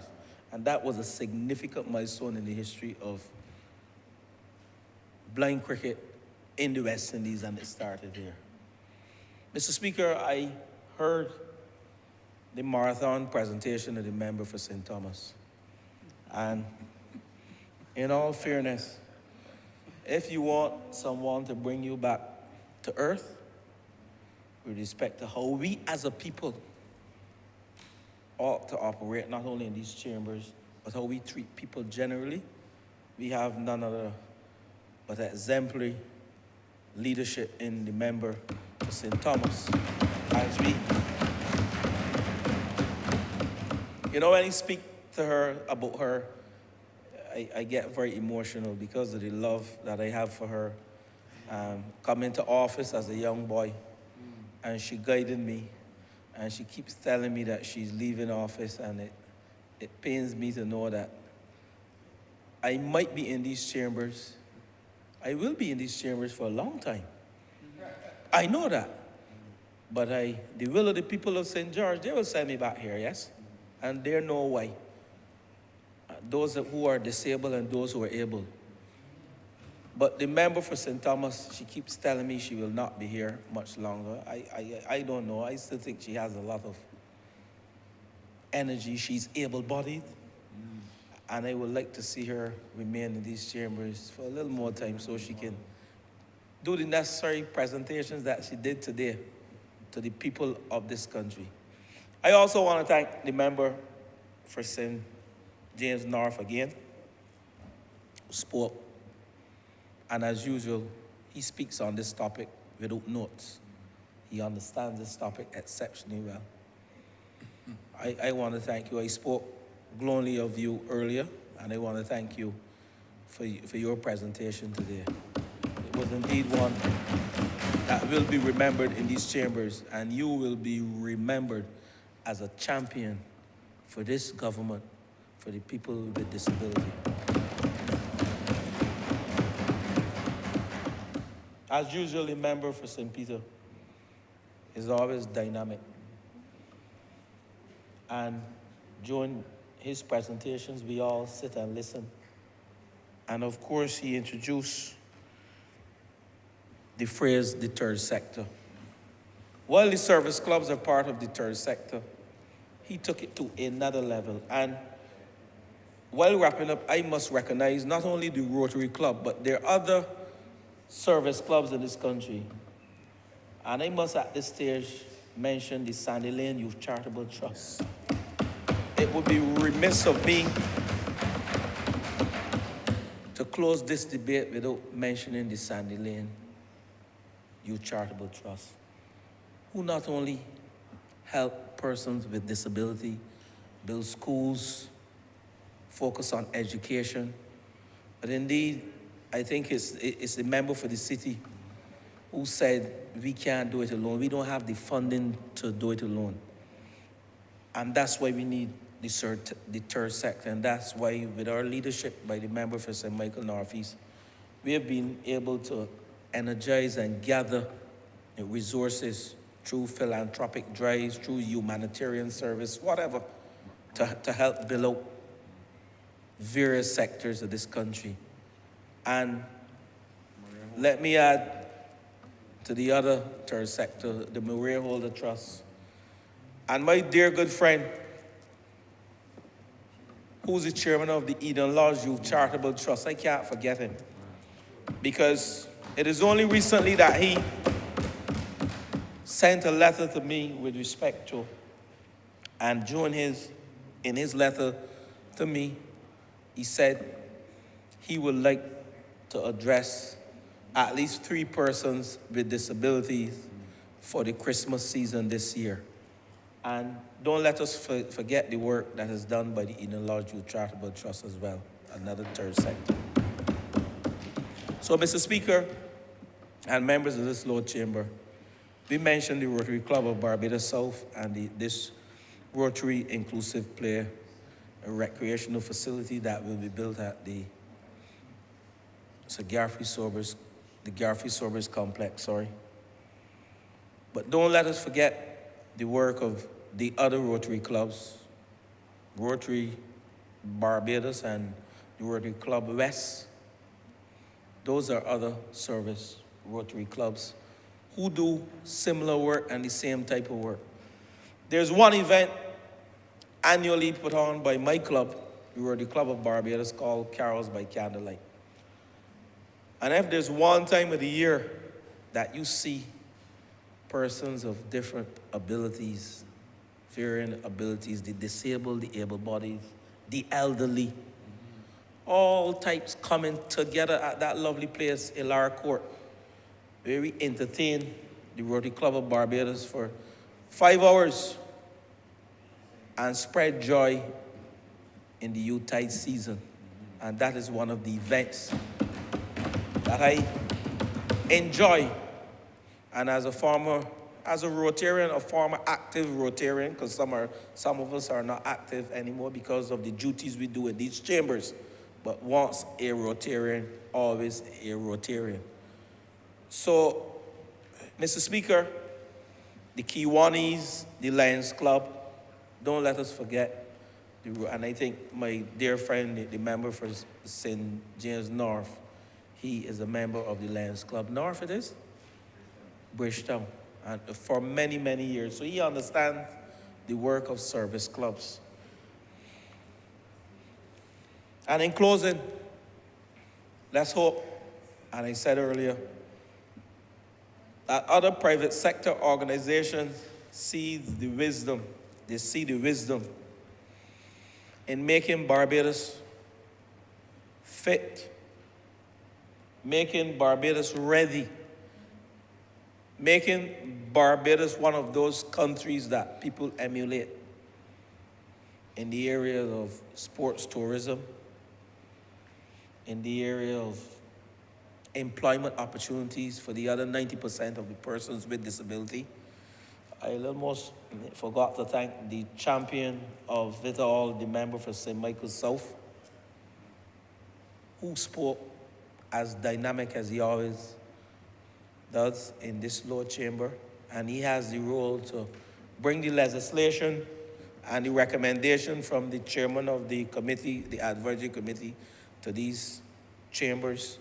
And I look forward to the day when we will pilot a bill, a disabled bill, whatever the name will be, a bill to champion the rights for people with disability. Whoever minister on behalf of this government does it will indeed be remembered, not only in this chamber, but by the people of this country.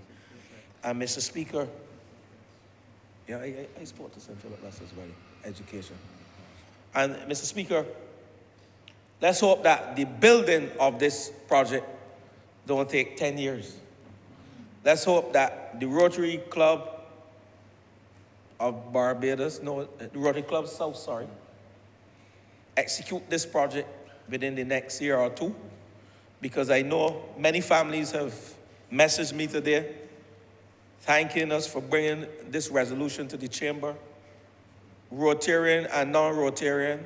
Some of them said that they are looking forward to this project, to have their children. I spoke to at least 3 persons today.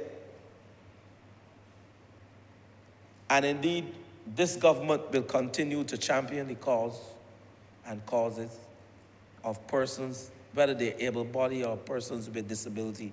But our mandate is to ensure that the 90% that are indeed unemployed, and I heard the member for St. Michael South give those statistics, at least 90% of persons with disabilities are unemployed.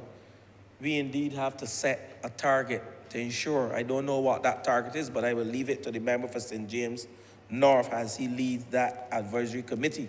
Set a target to ensure that in 4 years' time, that this country can say to the world that we have reduced the unemployment in Barbados among persons living with disability. And I end on those notes. And Mr. Speaker, I beg that this resolution to rescind the resolution, passed by the Honourable Chamber, this Honourable Chamber, on the 23rd day of June 2015, now pass.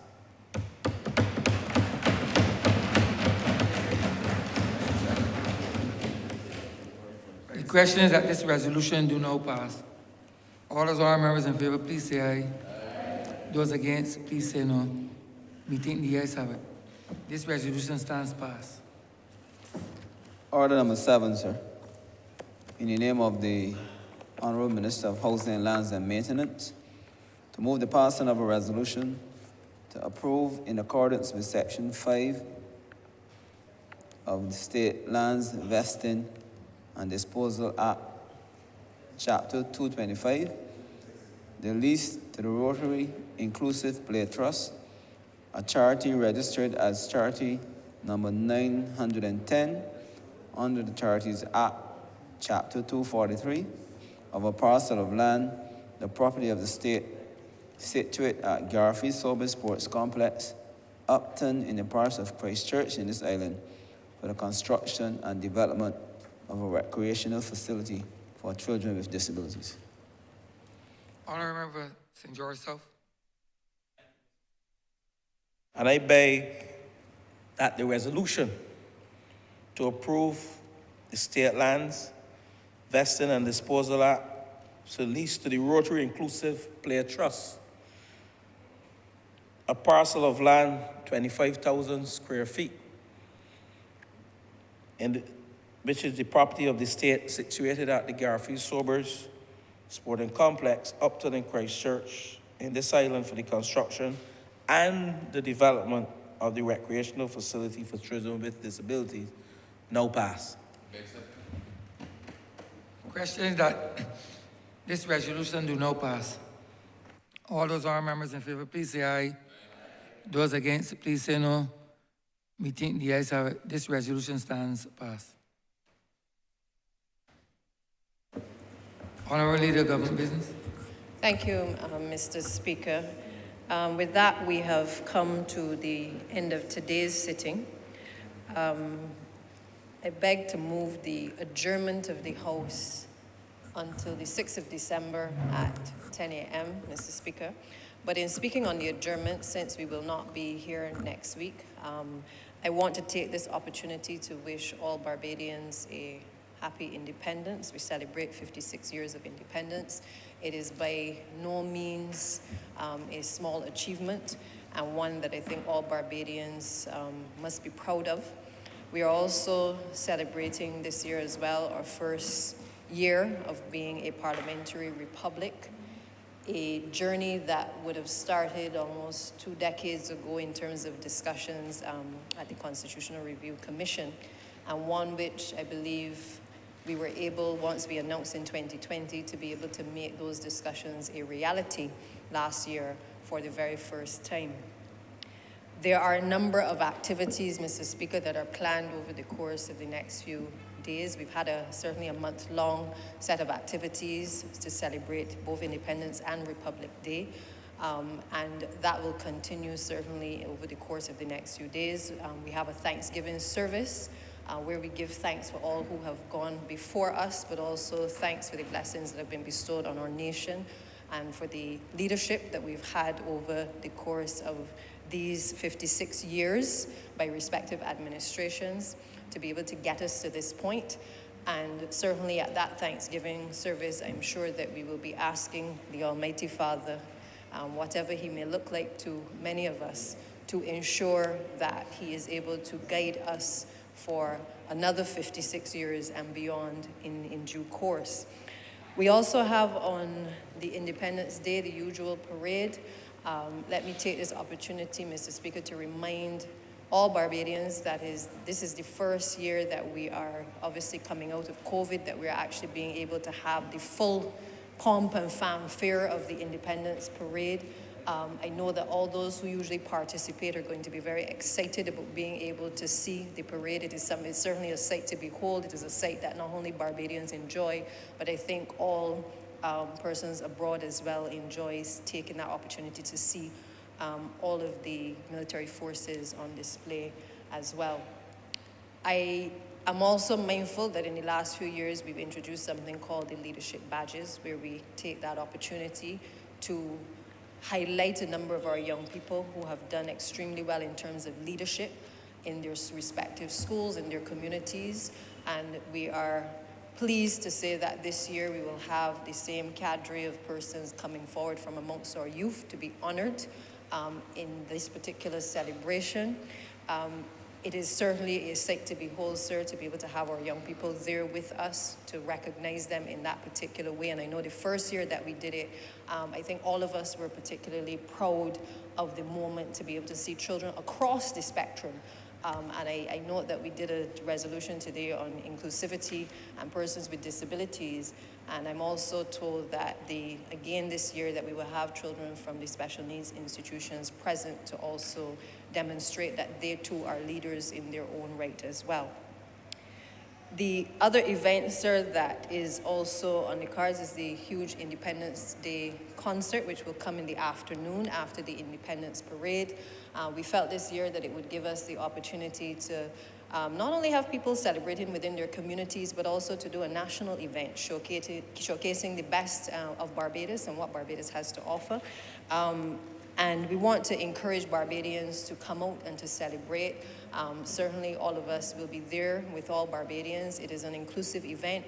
We want to again make sure that we set the tone, sir, and particularly in this year, that while we are celebrating independence, we are equally celebrating our first president, our first female president as well, but also our first year as a parliamentary republic as well. And therefore, there's much to celebrate this particular year.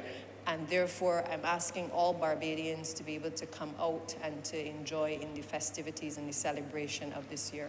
It's been a rough period in relation to being locked up in our homes and having to wear masks for the greater part of the last few years. And therefore, I think that this is a perfect opportunity for all Barbadians of all walks of life, of all political persuasions, of all religious persuasions, to be able to come out and to enjoy the festivities and the celebrations that we have been blessed with in being able to celebrate our 56th year.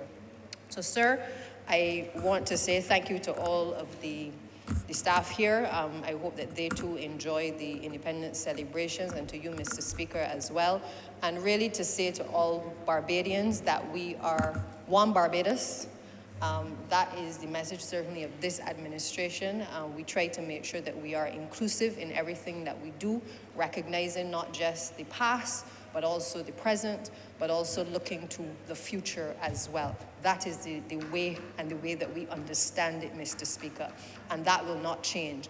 I think in the last few weeks, we have recognized that our journey is not complete, and that while we speak of the transformation that must come in relation to from independence to being a republic, there's still yet another transformation that must take place in terms of our mindsets as to what those things mean. And I'm glad that all of us are listening to the public, understanding what the public has said within the last few weeks, and appreciating that we need to do some more work in terms of allowing people to understand what that transition must look like as well. And so, Mr. Speaker, I hope that you are able to join us in the celebration over the course of the next few days, and that all Barbadians from all walks of life will also be able to join us in the celebration. So with those few words, Mr. Speaker, I beg to move that this sitting be adjourned until the 6th of December at 10 a.m. The question is that this Honourable Chamber be adjourned until the 6th day of December 2022 at 10 a.m. in the forenoon. All those honourable members in favour, please say aye. Those against, please say no. Meeting the ayes have it. This Honourable Chamber stands adjourned until Tuesday, the 6th day of December 2022 at 10 a.m. in the forenoon.